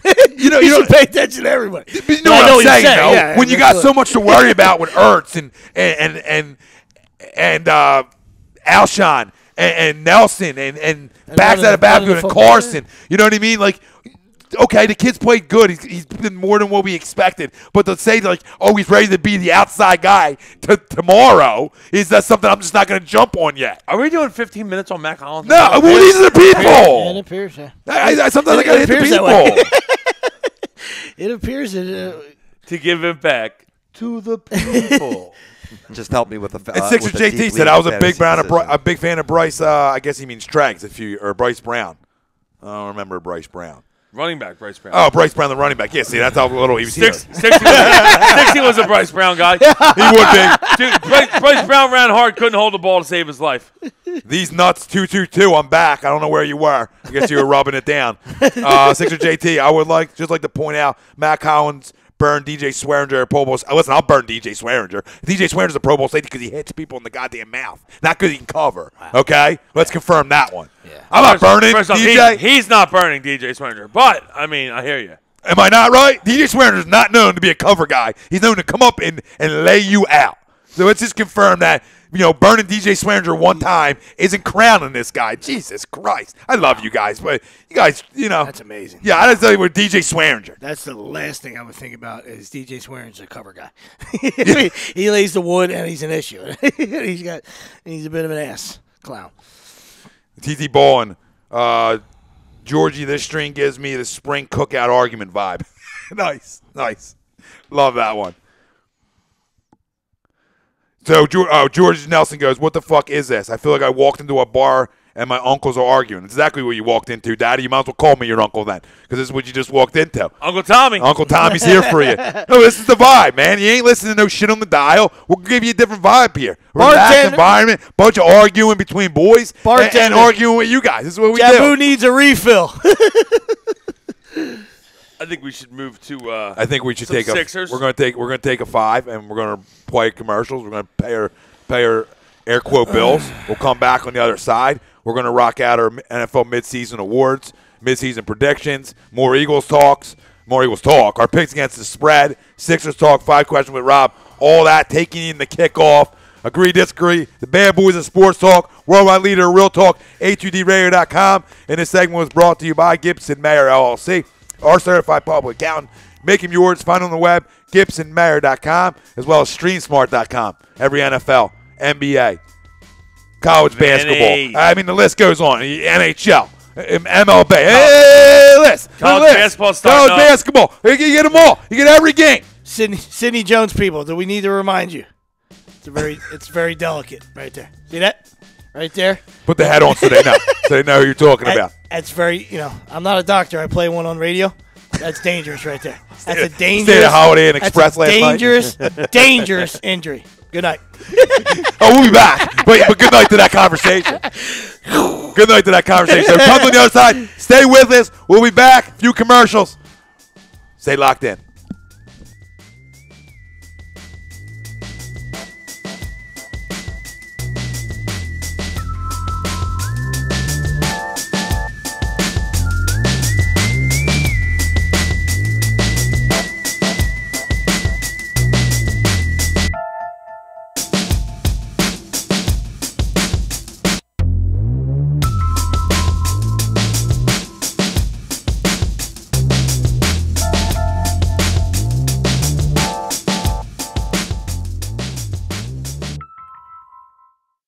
Hi, folks. Bob Mannery here. You're listening to A2D Radio, real sports talk radio.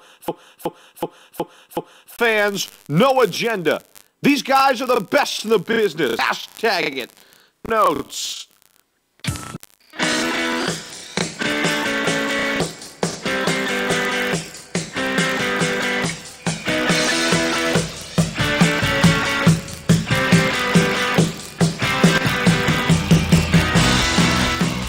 Hey, do you need to get your skills in shape? Then contact the Scanzano Sports Center, located at 5 Carnegie Plaza in Cherry Hill, New Jersey. You can give them a call at 856-889-3434 or visit them on the web at www.scanzanosports.com. John Scanzano offers individual, semi-private, and team training lessons in hitting, pitching, catching, outfield, along with turf rentals. The Scanzano Sports Center is equipped with a 31,000 square foot indoor facility, 4 batting cages, and a 4,000 square foot strengthening and conditioning room. So what are you waiting for? Contact the Scanzano Sports Center today.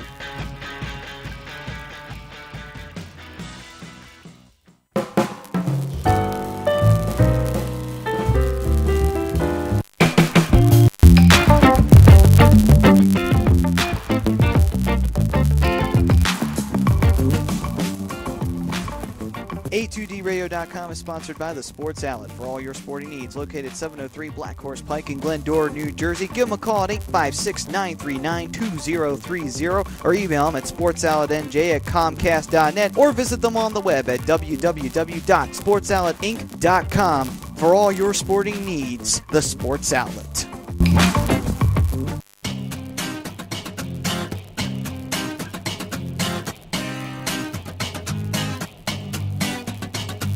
A2DRadio.com is proudly sponsored by Gibson Mayer LLC Certified Public Accountants. Gibson Mayer, located in Yardley, PA, is a leading accounting and business consulting firm with a proven track record of handling critical issues with expertise across many different industries, including construction, distribution, hospitality, manufacturing, real estate, service trades, merchandising, professional services, and professional athletes.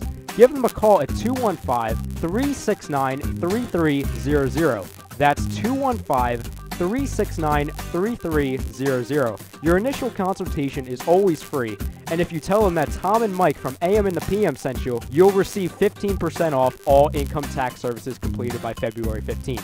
That's Gibson Mayer LLC Certified Public Accountants, 215-369-3300, or visit them on the web at www.gibsonmayer.com. That's gibsonmayer.com.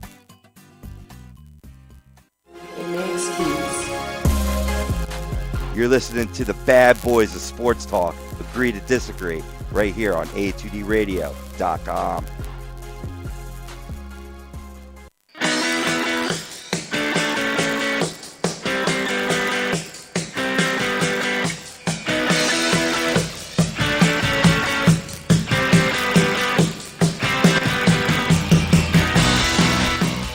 Hey, do you need to get your skills in shape? Then contact the Scanzano Sports Center, located at 5 Carnegie Plaza in Cherry Hill, New Jersey. You can give them a call at 856-889-3434 or visit them on the web at www.scanzanosports.com. John Scanzano offers individual, semi-private, and team training lessons in hitting, pitching, catching, outfield, along with turf rentals. The Scanzano Sports Center is equipped with a 31,000 square foot indoor facility, 4 batting cages, and a 4,000 square foot strengthening and conditioning room. So what are you waiting for? Contact the Scanzano Sports Center today.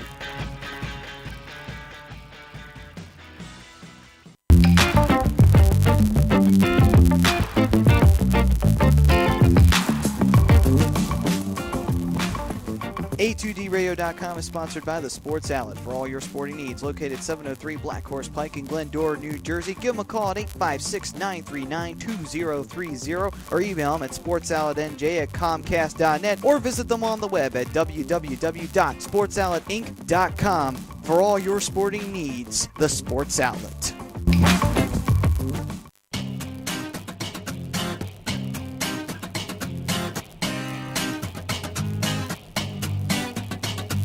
A2DRadio.com is proudly sponsored by Gibson Mayer LLC Certified Public Accountants. Gibson Mayer, located in Yardley, PA, is a leading accounting and business consulting firm with a proven track record of handling critical issues with expertise across many different industries, including construction, distribution, hospitality, manufacturing, real estate, service trades, merchandising, professional services, and professional athletes. Give them a call at 215-369-3300. That's 215-369-3300. Your initial consultation is always free, and if you tell them that Tom and Mike from AM and the PM sent you, you'll receive 15% off all income tax services completed by February 15th. That's Gibson Mayer LLC Certified Public Accountants, 215-369-3300, or visit them on the web at www.gibsonmayer.com. That's gibsonmayer.com.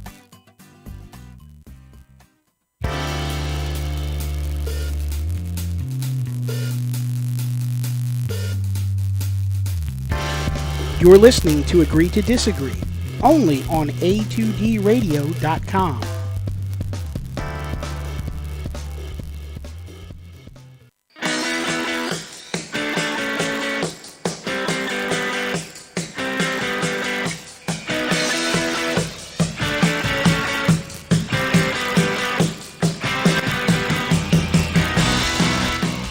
Hey, do you need to get your skills in shape? Then contact the Scanzano Sports Center, located at 5 Carnegie Plaza in Cherry Hill, New Jersey. You can give them a call at 856-889-3434 or visit them on the web at www.scanzanosports.com. John Scanzano offers individual, semi-private, and team training lessons in hitting, pitching, catching, outfield, along with turf rentals. The Scanzano Sports Center is equipped with a 31,000 square foot indoor facility, 4 batting cages, and a 4,000 square foot strengthening and conditioning room. So what are you waiting for? Contact the Scanzano Sports Center today.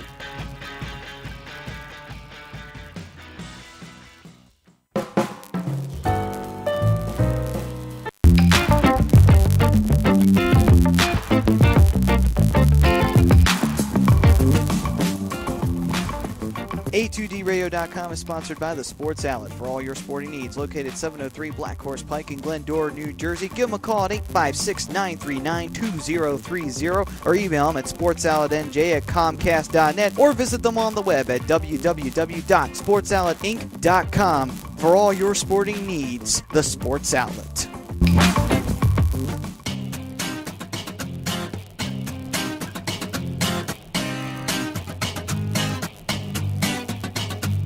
A2DRadio.com is proudly sponsored by Gibson Mayer LLC Certified Public Accountants. Gibson Mayer, located in Yardley, PA, is a leading accounting and business consulting firm with a proven track record of handling critical issues with expertise across many different industries, including construction, distribution, hospitality, manufacturing, real estate, service trades, merchandising, professional services, and professional athletes.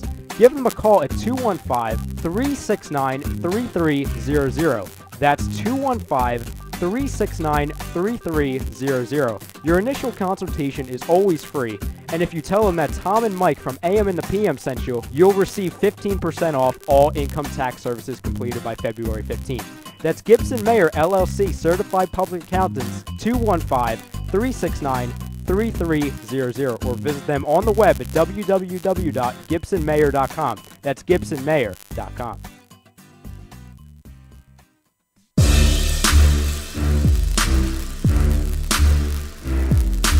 You're listening to Bad Boys of Sports Talk Radio. Agree, disagree. Only on, you know what? A2DRadio.com.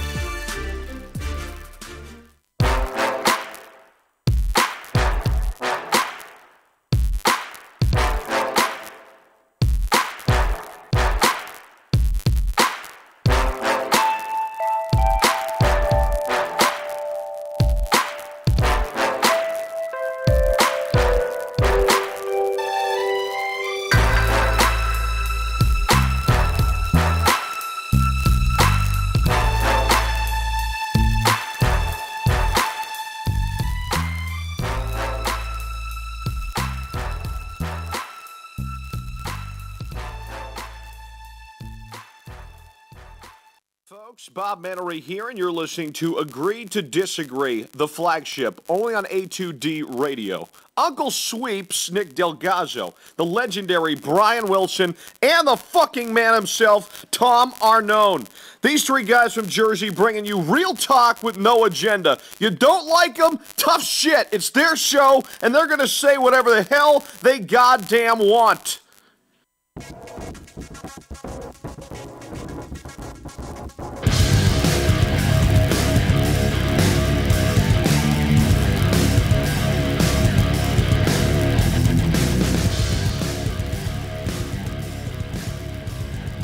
We're back. Agree, disagree. A2DRadio.com. Live from the BMW of Atlantic City Studios. BMW Atlantic City, right back to 17 of the Parkway. Find them online, BMW of Atlantic City.com. Every Sunday, we're brought to you by our certified public accountant. Make him yours, Gibson Mayer LLC. Find them on the web, GibsonMayer.com. Tom Arnone, Nick Delgozzo, Brian Wilson, Rob Povey on the ones and twos. Our poll question, you can still answer it. We'll still talk about it. Will the Eagles enter the playoffs as the number one seed in the NFC? Yes or no? Let us know. Facebook, Twitter, Instagram, YouTube. A2D Radio is where you can find us. The best in the business. We'll go 5 questions with Rob. Sixers talk. Our picks against the spread. NFL midseason awards. We'll go through it all quickly here the last, let's say, 35 minutes, half hour of the show. We'll rock it out for the people. Again, answering all your questions as well. No V-neck radio. No V-neck radio. No V-necks here. No V-necks V-neck here. free. So a little midseason awards, and then we'll run through. Then we'll rock it and run through our, is that me? My volume's up? That's fine. That's you. Yeah, first time. That's you, boss man. First time, long time. So, some midseason awards, boys. Start at the quarterback position. or actually just start at the MVP. Who's your midseason MVP? Carson Wentz. Yeah, I mean, it has to be. I mean, it doesn't have to be, but I think it has to be. I think it is. Best team, most TD passes, kids playing out of his mind. Carson Wentz. Yeah, I'm right there with you. Offensive Player of the Year? We'll go Gurley. Yeah, I was just gonna say. I mean, sometimes you find a way to split that because if you're giving him the MVP, I guess he should be the Offensive Player of the Year too. But I like to split. I just split it up. But yes, Gurley's been fantastic. Gurley, I'm right there with Gurley as well. Defensive Player of the Year. That's a good one. Calais Campbell. Good name. Jacksonville. Wow. I know. Yeah. I mean, maybe. You see the Cardinals hurting without him. And Jacksonville's defense went to another level. You bring in that big man. That's a grown man, Calais Campbell. I just like the name. Maybe Jalen Ramsey. I don't. Jalen Ramsey, another one. Ingram and Boza, combo, and one of them. I mean, Melvin. I mean, you hate to do that because the Chargers are cheeks, but both those guys are an issue. DeMarcus. I hate Lawrence this one. DeMarcus Lawrence, Aaron Donald, Aaron Donald's awesome. Everson Griffin, right? Joey, you talk about Bosa, Khalil Mack, Fletcher Cox. There's a lot of names up there. Right now, to me, it's Calais Campbell. It can obviously change with the midseason. He really solidified that front four over there, and it looks like it's made it easier for everybody. Does Jalen Ramsey get it just for eliciting that chokehold from A.J. Green last week? I love the Jalen Ramsey. soundbite was even better. Yeah, I love Jalen Ramsey. I told him he's weak every play. Yeah.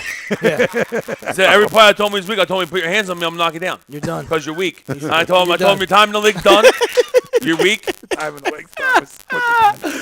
No wonder he choked him out. Unbelievable. I would have choked his ass. That's what I'm saying. From the couch, I was getting annoyed. I mean, I loved it, but I was like, motherfucker. What's somebody going to put their hands on? Guys, you might though. AJ Green's like, I'm 7 years in this league. I'm a 6-time Pro Bowler. You tell me my time in the league's done? Rear naked choke. How about Offensive Rookie of the Year, which would have been Deshaun Watson? That's now out of the picture. So you look at Hunt, Fournette, Kamara. I'm going to go Fournette, but I think you can go Hunt, Fournette, or Kamara. Hunt's been pedestrian since a couple weeks in. Yeah, we're just say facts over here. Yeah, we're facts guys. Hey, I'm going to go Kamara. Since you're going Fournette, I'll go Kamara. I learned from Willie. I was new to this business. Willie said we never apologize, and he's right. We don't apologize. And he's right. I thought maybe I used the wrong term with Hunt, but I didn't. Nope. Kamara's awesome, especially if they continue doing their thing. And Fournette's been awesome too. So, and they're both teams are playing well. So. No, Robert, we're what are we laughing at? No, I think Georgie's laughing that we said we're his uncle now. It's on the YouTube when he was chiming in earlier. Todd Womack, LOL, Uncle Tommy. Lenny Robinson, what up, Len? Lenny Rob. Goes Kamara as well. So I'm right there. I like Alvin Kamara has really started shining here. So midseason wise, oh, he definitely has. I'll give it to him. Just you went Fournette, so I'll switch it up a little bit there. And let's go. Keep scrolling through it. Defensive Rookie of the Year. And I think that might stay in New Orleans as well. It could be Lattimore. Yeah, absolutely. Tre'Davious White, Buffalo, another name. T.J. Watt, Pittsburgh. Jamal Adams, the Jets. A lot of good ones. Yeah. Adams for the Jets has really helped their defense out a lot. Yeah, he's scary. He's everything that we thought he would be. All right. Wow. That's an LSU secondary guy. Yeah. When in doubt. But I'll go Jamal Adams just because the Jets weren't supposed to win a game this year. And solidifying that defense, that back end of the defense. Lattimore's a great pick. A lot of people take Marshawn Lattimore. I don't disagree with it. I'll just go Jamal Adams because I'm a Jamal Adams guy. Yeah, I'll go Lattimore. Yeah, I love Lattimore as well, and I love the fact that he sustained that cheap shot, and then he just laughed about it, and he was fine. He got right up. That was a disgrace by Evans. I mean, I don't even mind. I don't mind you defending your quarterback. I don't mind it by Evans. I think it was a disgrace by Jameis. You're not even in the game. You're on the sideline. You're tapping the guy in the shoulder pads. You're being an asshole. Oh yeah, you know how I feel about him. So he never gets a pass. Yeah, he's the worst. He started it. Yeah, he's talking about. I just love to eat that W. You want to show up, Jameis? Want to show the fuck up if you're eating W's on the sideline? Yeah, that's what I'm saying. I had more. He's a fucking. I have more problem with him, but also the announcers, the guy had a straight face saying Tennessee just fired Butch Jones. Oh, that was wow. Saw that coming. Yeah. But I had more. Albert problem, Hainsworth's been trashing. You know when you get trashed by Albert Hainsworth, you're in trouble. They were covering that game, or announcers that were talking about things, saying like, "Hey, that just goes to show you, man. What an influence this guy is in the locker room, man. They got his back." Like, come on, dude. Enough with that bullshit. Like, start winning some games and play well. First off, the fact the receiver had to go 20 yards to push the guy. Where's the O line? So maybe they don't respect him in the locker room because the O line didn't do shit. Yeah. Lenny Robinson, W eating was some of the weirdest shit ever. Jarrell K, I thought it was a Snickers bar. Bruce Hasey over on YouTube. Next week prediction, Cowgirls, Eagles, final score and why. Next Sunday morning, we'll be on at 10:30. Before the game, we'll be giving you all that. All that, Bruce. Next Sunday. We're all Eagles, Cowboys all next Eagles, Sunday. Cowboys. Gotta wait, buddy. Gotta wait. We can give you one, it's a but teaser. we're gonna have to make you wait on that one. So, all right, defense. So we said we went through offensive player of the year, defensive rookie of the year. Sorry, coach of the year. I want to give it to Doug, but I'll go McVay. But it's 1-2. It's 1 and 1A, absolutely. Mid-season, right this second, it's Doug Peterson to me. Right this second, 8-1, best record in the NFL. You know, a team that started the year out of Vegas, odds the offseason to win the Super Bowl was 65-1. You know, now you fast forward to right now, and Westgate's got it at 4-1. So, you know, obviously overachieving as a football team, you know, from what many people have. As are the Rams. And as are the Rams. Yeah. I just look at it. One's 8-1, one's 6-2. I'm gonna go with the one with one loss right now. I'll go with Doug. Not that McVay's a bad choice at all, because it's a good one. It's a good one. You know, both of them. They're 1A, 1B, and we'll see how it plays out here through the rest of the league. Rest of the season. Sorry. Sean Payton's in the discussion. Yeah. Sean Payton, like I said, McDermott's in the discussion. There's a lot of season left. Team that's overachieved a little bit. Our picks against the spread. You got them up?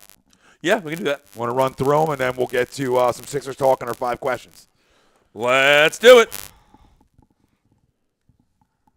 All right. Do you want to run through all of them, or just going to pick a couple? Todd Womack, Eagles blow out. The Cowgirls suck. Oh, the Eagles blow out because the Cowgirls suck and the Eagles are flying high. Love it. We love it, Top. We'll get into it. We're going to hold off. We're going to pull the reins back, and next week we're going full force. And Lenny Robinson, Dougie P, Coach of the Year. I'm a former hater. So, True, respect the fuck out of that. I respect the fuck out of that. All right, so we got Minnesota in Washington. Minnesota is -1. Washington home dog. I love the Redskins. I like the Redskins. So do I. I think Minnesota is skins across the board. Paper champ. Green Bay in Chicago. Chicago -4.5. I actually like the Packers to cover that somehow. It is a rivalry game, but give me the Bears. I mean, Hundley's. I'll take the Pack. I don't like the Bears either, so I don't know. Either one, they both, that could be an ugly game. They create havoc at home somehow, but I'll take the Bears, and they'll score again on defense. When there's an over-under of 37, you know it's going to be an ugly game. That's why I'll take the Ford and hope for a field goal. Pittsburgh, Indy. Pitt -10.5 at Indy. I take the 10. I take the 10 and roll. I go Pittsburgh with the 10 on that one. Colts are bad. Colts are real bad. I think Steelers off a bye. I don't like the game, but I would take Pittsburgh as well. Yeah, if you San Diego at Jacksonville. Jacksonville -5.5. Chargers always play everybody tough. I love the Chargers. The Chargers play everybody tough. Yeah, they're coming across country, which, but they play. They've been in every game pretty much. I'll take the Jags in that game, though, even though Chargers play everybody tough. I'll take the 4.5. No, I'm saying I'll give the 4.5 out. 5.5. Is it 5.5 now? Okay, I'll give the. Oh, now it's going up. I'll take the 5.5. Yeah, I'll still take the 5.5. All right, Jets at Tampa. Tampa -1. Tampa stinks. I'll take the Jets. Give me the Jets. Jets. Jets. And that's Tampa with the former Jet Ryan Fitzpatrick under center. Oh yes. I'm eating a dub. Cincinnati at Tennessee. Tennessee -4.5. Give me the Titans all day. Yeah. I mean, give me Cincy. Well. With the Watson injury, it's time for the Titans to shit or get off the pot, right? I'll take Cincy just because Tennessee isn't blowing, but I think Tennessee probably wins by a field goal. New Orleans at Buffalo. New Orleans -2. Love Buffalo at home today. Love them. Home dog. Give me the Bills. No one circles the wagons like the Bills today. Give me the Saints. I hear you. Rob, is that it's a huge on test. Facebook? I mean, I'm with you. I love the home dogs. From NFL Football Inside Group. They need this, So as much as you would need a game in Week 10. You know, for Saints at Buffalo for state of mind. You know, Saints Buffalo. -2. Buffalo. Cleveland at Detroit. Detroit -10. You know what? For some reason, I think the Browns are going to stay in this game. I don't know why. I have no reason to tell you why. I just think they are going to. Some weird shit happens. Give me Cleveland with the 10. I'll take the Lions. Matty's been throwing for 400 today. Maybe they'll find the end zone 3 times. Houston at the Rams. Rams -13. That's a lot. Give me 13. Yeah, give me the Texans. That's a lot, man. No, I mean I'm sorry. I meant I'll take the Rams. I'll lay the 13. I think that Houston stinks. Where's it at? Without Watson, they're terrible. Where's it at? It's at LA. So give me the Rams. Yeah, me too. I just think Tom Savage is terrible. Oh, yeah, you don't have to think it. Why is he? Why is he still in? Why is he? Some things are facts. Yeah, like, you've seen it. Dallas at Atlanta. Atlanta -3. Atlanta. I love Dallas in this game. Cowboys roll. I'm not going to get fooled again by the Falcons. They're They stink. legitimately Yeah, horrible. they stink. I gave him a chance all these years. I gave him a chance. Giants at San Fran. Giants -3. And no Jimmy 49ers G. money line outright. And no Jimmy G. I'll take the Giants. Take the Giants. Niners. Patriots at Denver. Patriots -7. That line's low.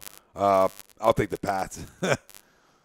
Give me home, Denver. Denver keeps it close. Denver, Yeah. after getting embarrassed, I think they come out with vengeance. I think New England wins the game, but I think Close. Denver keeps it tight. Still need a 1, 2, 3, quarterback. 4, 5, 6. Yep. Oh, and then the Monday night game is what? It is Dolphins again. Somehow the NFL Why put are them the Dolphins in a primetime game. Miami at Carolina. Carolina -9.5. I'll get the Dolphins plus the 9.5. I don't like. I'll take the Dolphins plus 9.5, but I don't know. I don't like. I don't love like anybody. I don't love Carolina to blow anybody out in my eyes. Gross game. That's just me. That's a Monday night game where guys, you can maybe go to a movie.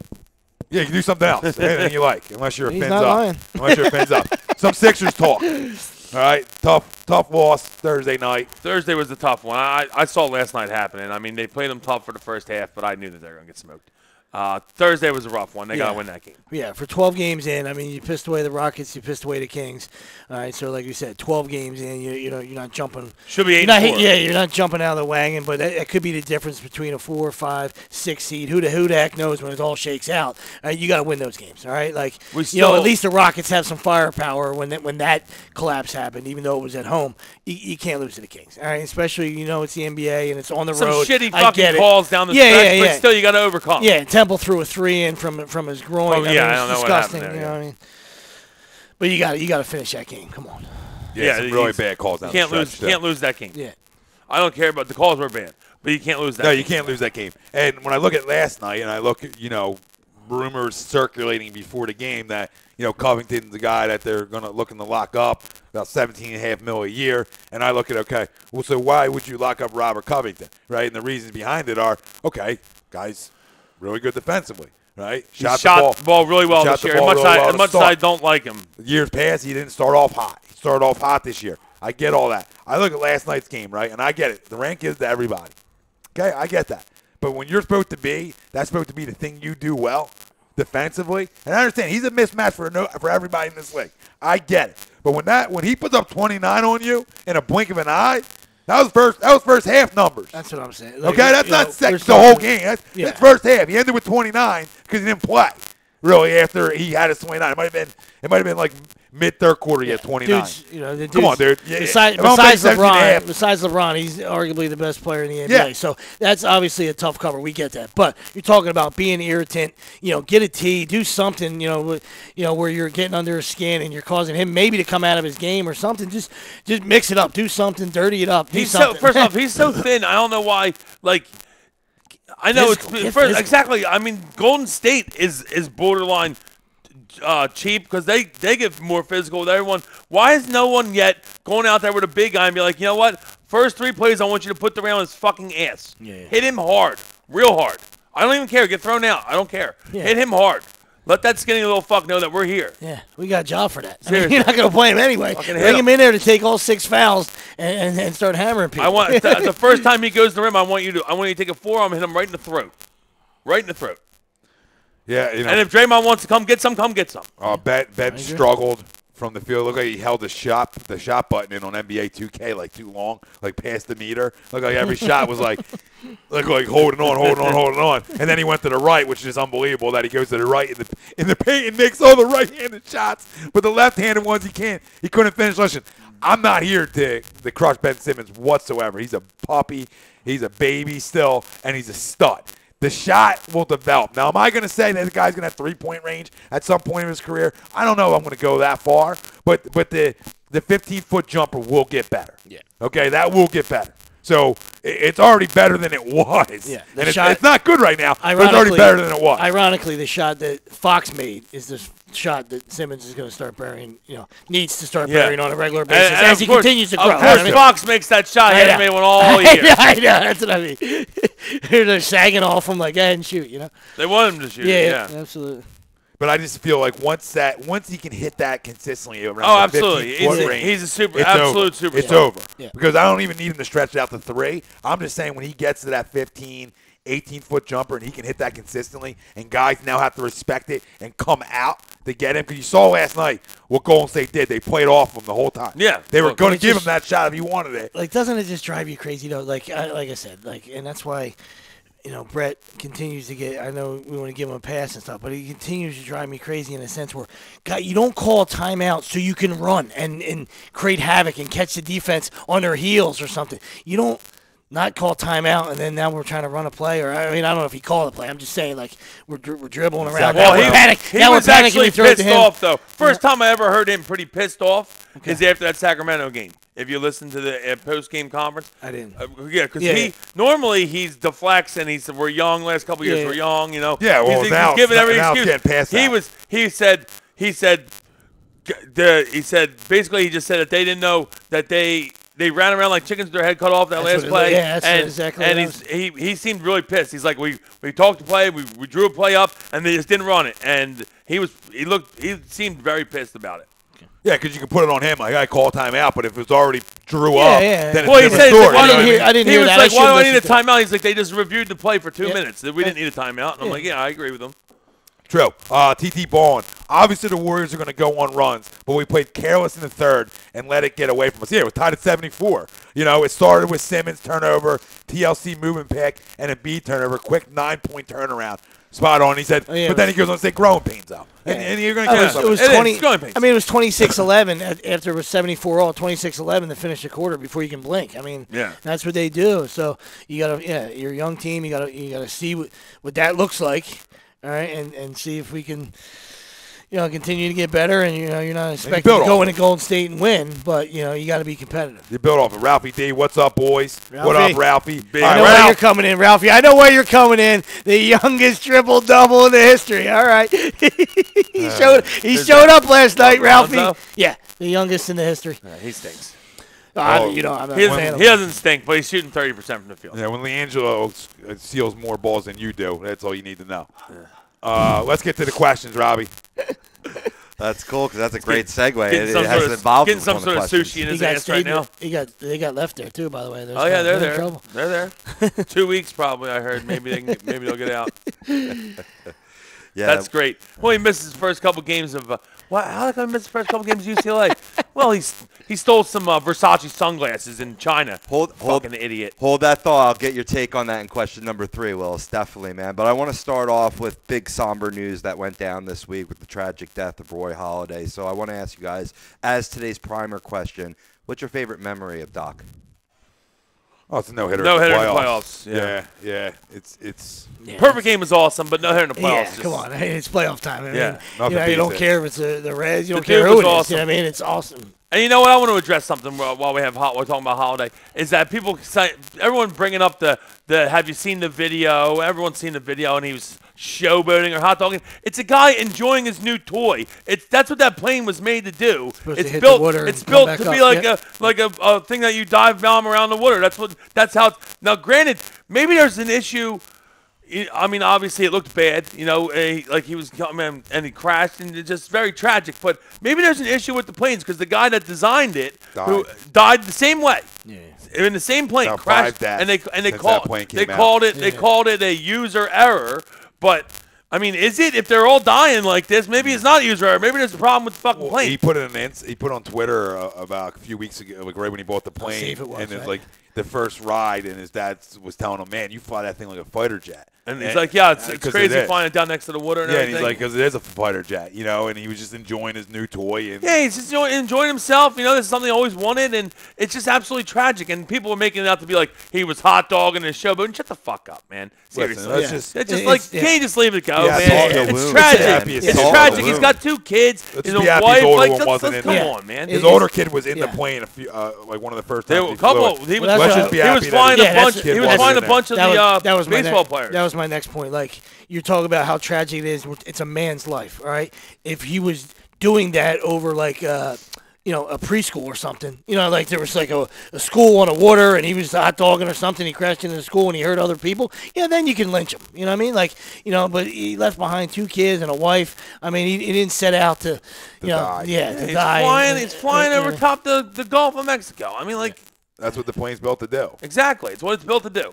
You know, and he just hit the water They the call wrong it a way. jet ski with wings, right? And it's like he hit the built water to the do wrong that. way. It just didn't. It's really just hit a wave, a little, not really a wave because it's in the Gulf, but I got a bigger issue with the people first on scene. Nobody helps. I mean, you just want to roll video. I mean, this is the world we live in, the crumbs we live in. Oh, that's like who knows?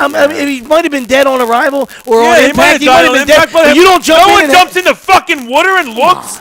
How are we standing there like, well, look, here's the plane. Jump in the fucking water, people. Oh my God, are you kidding dude. me? Oh my God, dude. Are you kidding me? I don't understand that guy. Saying. Yeah, that's why I like to choke that kind of. Fucking kill him. Seriously, Disgusting. jump in the water, dude. Maybe he's still alive. He's just unconscious in the water, and now he's going to drown because no one's jumping in the fucking water. Like, that's a problem. I got a problem with that. Jump in the water, regardless man. of who it is. I don't care who it is. Jump in the water. If I see a plane go down and I'm pulling up next to it 10 seconds later, I'm jumping in the water to see if we fucking find somebody. Absolutely. No doubt. Like, what are we doing? Listen, if you're when you're on your way home, you pull up to a light and there's a car crashed into a pole or something. Of course you're gonna stop. I mean, if somebody's in there and you can help them. I mean, come on. The first rule of first aid, man. You checked the scene. There was no fire. Especially out there. In. It's one thing if you're in the regular public where you say, I mean, maybe somebody else is more qualified. They'll be there or something. Yeah. He's out in the water, dude. That's it. It's you or nobody. That's it, man. Guess what? If he's unconscious underwater, every 10 seconds, you can wait 10 more seconds, he might be dead. Yeah. You got to go in. You got to jump in immediately. No, you do. All right, I agree. Well said, boys. I'm not even taking stuff out of my pockets. I'm right in. Next one, Robbie. No, you're spot on. Moving on to college football. Did last night's whitewashing by Auburn kill Georgia's chances of a national title? No, because they'll still have the SEC championship. I think it did. It didn't help. I think it did. It doesn't help. I mean, I think it's still have a lot of football left. There is a lot of football left. Yeah, of course. But I think it's Oklahoma looks good again. They had a couple hiccups there, but I think that they're going to make it. I think it's going to be like Bama, Oklahoma. Who's coming out of the Big Ten? Because I think one of them probably still can, right? That's what we're talking about. Penn State should be all happy with. Oh, that Michigan State loss was a dagger. Huge, but I mean, now the way things are shaking out. But I mean, like Tom said, there's so much time left. That's why there is a lot. People left. People get so agitated. It's unbelievable. I just don't know why the undefeateds continue to get disrespected. Right? And you saw.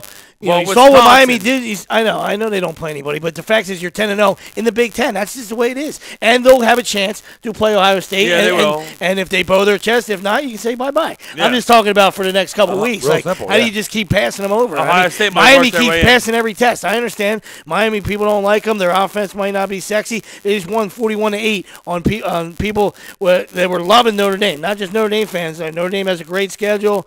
All right, they only lost to Georgia. Blah blah blah. They got doored last night. I mean, come on. Embarrassed. Use back, man. Use back in a big way. It wasn't a good loss, but there's enough. I guess just because the SEC championship. Yeah, well, they were originally talking about if they were both undefeated, the loser of that was still going to be in the top 4. Now the question is, like Willie said, if Bama beats them now, a 2-loss Georgia team, I don't think so. I know. 2-loss, no. Yeah. Now, does Bama go to Auburn and losing against Auburn? Yeah, the Iron Bowl. Yeah, they still got that game. So, and how about they lucked out last night. They were ripe to be plucked last night. Yeah, they were. That would have been the first time. He pissed it away. I mean, that's a good problem with these guys. Too. On defense. That's why I liked Mississippi State last night to do it, not only at home, but because the injuries on the defensive side. But once again, these coaches, they just coach scared. I mean, you punted Dan Mullen 4th and 3 on your own 40. You can't play scared. I mean, you gotta just you got a chance. Go for it, man. Your team rallies. True. I don't know. It just very true. It drives me crazy. Then you get Gary Patterson punts last night, down 18, 4th and 4. I mean, I don't know where these guys go to the coaching school, just to keep it respectable. Like, what do you care, why dude? are you punting there? What are you doing? Like, if you score, you get an onside kick. Yeah, you're down 3 scores. I get it. Your chances of winning aren't very good, but what are you doing? It's like, it's just terrible. No, listen. I look at the U's in my top 4 right now. I think they just snuck in. I think they're 4th now. You better keep your eye. As much as it's crazy, you better keep your eye on Auburn. I mean, you better, because that's a huge win against Georgia. They go if they win the Iron Bowl too. I don't care if they got 2 losses. They're gonna be playing the SEC title game probably, and now it's a different story. Yeah, there's so much left. So much left. But if I'm doing Tuesday, I'm going Bama, Clemson, Miami, whiskey. If it's me, and I'm not saying that's what it's going to do. Who would you have right now?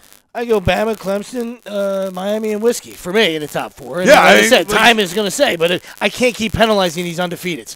I don't give Wisconsin. Central Florida is going to get. I agree with you on Wisconsin. The fact that somehow the Big Ten, I just don't. I hate the Big Ten, but like fucking Wisconsin somehow doesn't play Ohio State or Penn State. Like, come on, dude. Like, seriously, I understand they won against Iowa yesterday. Iowa's not bad, but. There's no way they should somehow luck out to not play the 2 best teams in the Big Ten. Like that's just weak to me. Like I can't put them. I can't put Wisconsin in the Final 4. Like they better win out. That's the only chance I put them in. If they lose the game, there's no chance. No, I'm not even arguing that for 1 second. No, I'm just saying undefeated with the Ohio State still in that championship game. Absolutely. Yeah. No, I agree. Next one, Robbie. But no, 1 loss, no way. As Will alluded to, what's your guys' take on the UCLA Bruins basketball team scandal where LiAngelo Ball, Cody Riley, and Jalen Hill shoplifted in China earlier in the week and will not be flying back with the team? Shit, it might never get back ever. You're getting locked up in China. You might be there for a while. Getting some egg rolls up their ass in China. Yeah. Locked up abroad. It's just typical karma. I mean, when you got a guy, that's number one. When you're a piece of shit, stuff happens to you. But also, like when I guess he's the middle child, and this idiot's always, LeVar this. I mean, Lonzo this, Lonzo that, and LaMelo this.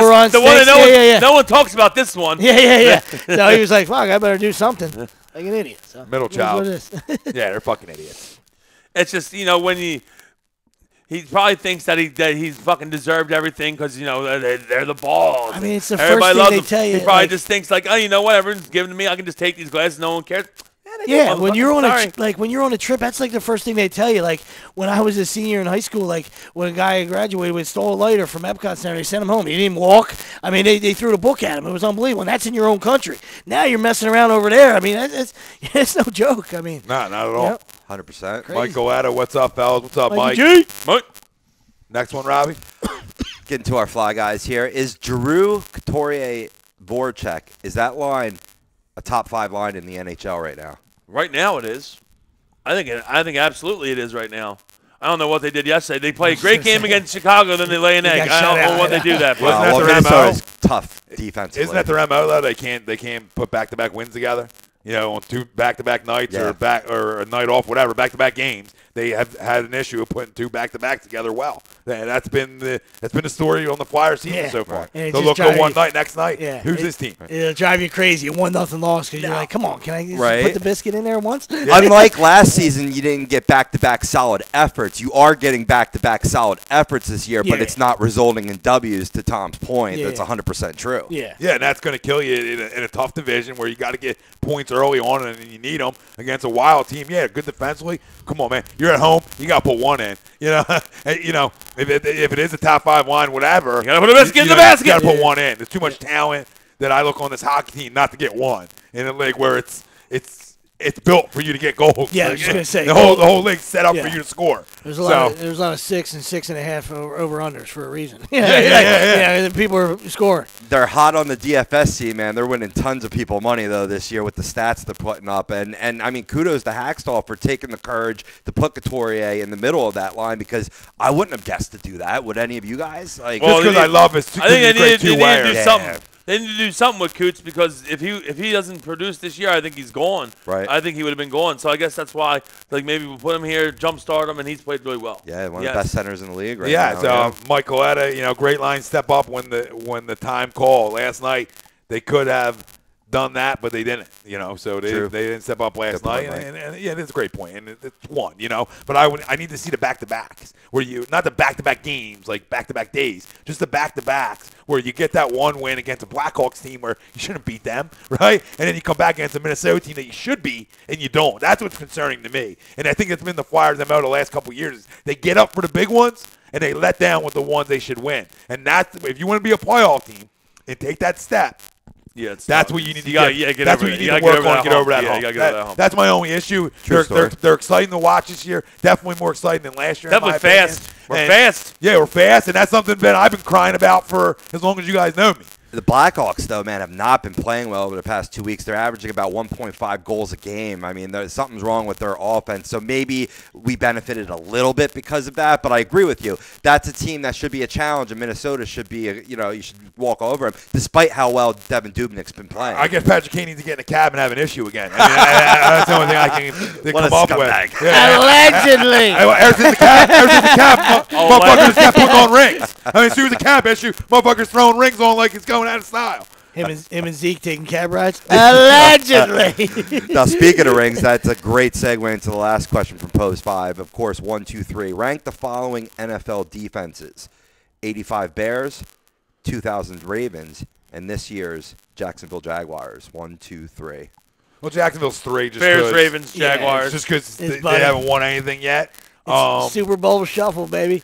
That Bears defense, since both of them went Bears one, I'll go Ravens one. Chicago Super Bowl champion. I look at that Ravens day, man. I mean, anytime that Trent Dilfer's a Super Bowl champion, there's a reason for it. When you have the best, in my opinion, Mike and Pop Bear House, the best ball hawking safety of all time, the best ball hawking safety of all time is Ed Reed. In my opinion, ball hawk wise. I mean, the cover skills. There's other guys. Trust me. I'm giving that a little extra. He's a you guy. I like you guys. Ronnie. I know Ronnie. I know Ronnie. Ronnie cut a finger off. Ronnie 9 fingers. He's not on the list right now. Ed Reed ain't cutting no fingers off. Ronnie I'll tell you what, though. I will tell you one thing about Ed Reed. Quick story, real quick. In my more degenerate days, I was down a good amount of money. I had a good chunk on the Ravens against the Browns, given 10. Ravens up 4. Up 4. Browns going in. Browns going in like less than a minute left, and I'm like, oh my god. Oh my god. He picks it in the back of the end zone. Could just go down. Game's over. Wraps around the side, down the sideline. Me and Andrew are like, oh my god! When he picked it off in the end zone and I had money on him. Oh my god, it was the greatest thing of all time. Ed Reed won me so much money on picks and stuff. That's why I love him. That joy to the Browns fans were like, oh, you shit me! Kelly Holcomb, what the fuck? What am I doing in this league? That was great. No, I'm just a big Ed guy. That's all. Of course. I've always loved Ed. I'm not a U fan per se, but I've always liked the U, man. You know what I mean? And I like the defensive guys that came out of the U. Yeah, that touchdown Jesus was great yesterday, right? Where it's like, you. That was the best one of the day that I saw. There wasn't much better. Mike Coletta, worst Super Bowl QB ever is Trent Dilfer. Yeah, that's true. David Roska chiming in, saying it's all about the Rams in terms of our poll question. Yeah. I'd say the Rams are probably we were saying maybe Seattle as well, but you got to figure Rams and Seattle. Have they played at all this year yet? Yeah, Seattle beat them. Okay. In LA. So they got to go. So they got to play again. Yep. So, yeah, I mean, it's going to be So one of them's getting another loss there at least. Yeah, so Cooper, I would Cup say dropped the ball for a game. Oh, that's right, game winner. Yeah. Yeah. They hang out all the time. They're best buds still. But no, it is about the Rams. We're going to find out about the Saints today, having to travel outdoors, the elements, all that. Will that defense travel? Right? We know one thing about the Birds, it will travel. Can the Vikings go into Minnesota and make a statement? I mean, in Washington, and make a statement. Yeah. We don't feel that way. Is Teddy playing today? He's the backup. Okay, he's the backup. Yeah, he is backing up. Jesus Christ. He's backing up. He put him in the game. If Jimmy he's able to back up. I mean, who the hell knows what these guys are doing? Yeah, I mean, if you're able to back up, you should be able to play. I don't know. I don't know how that works. Who knows? If you're going to get called on if a guy gets hurt and you're the second stringer, listen, shouldn't you be able to play? If I got to put my jockstrap on, I'm playing. Yeah, right. If I got to get to that, this is the beginning. This is the beginning part. If I can wear sweats, then that's fine. You can whatever. But once I jockstrap up, I feel like I'm better than Case Keenan. You are. Before we sign off. Yep. Mike J, my buddy had a block pull for the Bucs Raiders Super Bowl. Locked up for $10K with 1 minute left when Dexter Jackson ran 74 yards through traffic and scored, destroyed him.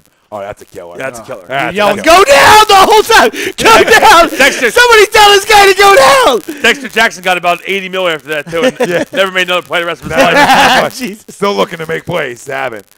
Boys. That was our fucking Super Bowl, too. That makes it even worse. That was our year. Yeah. Hey, we would have ran rough over Oakland, too. So next week, we'll have Dallas week for you. We'll be on. Same time, same place. Yeah, we can't wait. Tonight after midnight. Anybody wants to come by next Sunday, we're burning Dallas gear in the driveway. Tonight at 12:01 when the clock strikes, it's Cowboy Week. Cowboy Week. Cowboy Week right around the block. These boys are jacked. It might even be Cowboy Week when Atlanta goes and beats them today. I hope to God they do. Let's go. We're big Falcons fans today. Let's go. Let's go, Matty Ice, you fucking squid. Matty No Ice. Fucking squid. Julio, catch the fucking ball.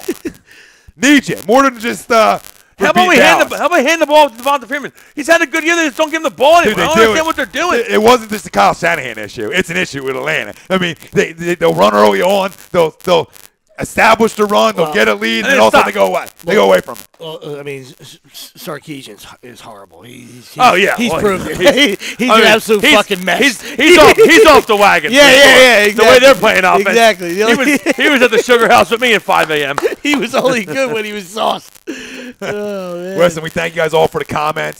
Facebook, Instagram, YouTube. We love you all. You help make the show. Again, we'll be back next week at 10:30. Got 2 more shows starting up this week on A2D. We have the Sports Hounds. Welcome. That's Monday night, 8 o'clock. Release the Hounds? Sports Hounds. And Tuesday night, 8 o'clock, Birds of a Feather. So flock together. Whoa! The feather flock together. And then Wednesday night, we got Birds the of a Feather flock to vagina. AM in the PM. And we'll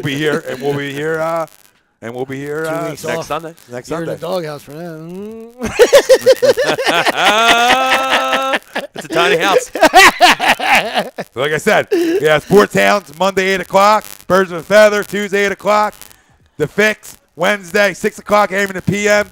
Wednesday, 9. Fantasy. Thursday night, you have the Hockey Happy Hour back at you. The Fantasy and Sunday, Bad Boys. We here. Eagles week. Let's Eagles go. Cowboys week. Let's go. Fuck Dallas. Well, we out. Oh, hold on. Gibson Mayer LLC, served by public account. We love Gibson. Make them yours. GibsonMayer.com is where you can find them. StreamSmart.com. Mini Matchton, Sports Outlet Inc., BMW Atlantic City. We love them all, too. We love you all. Soap yourself up. And Michael Kromiak, thanks, guys, for the plug. Thanks for joining us, brother. That's what it's about. The takeover is real. We out.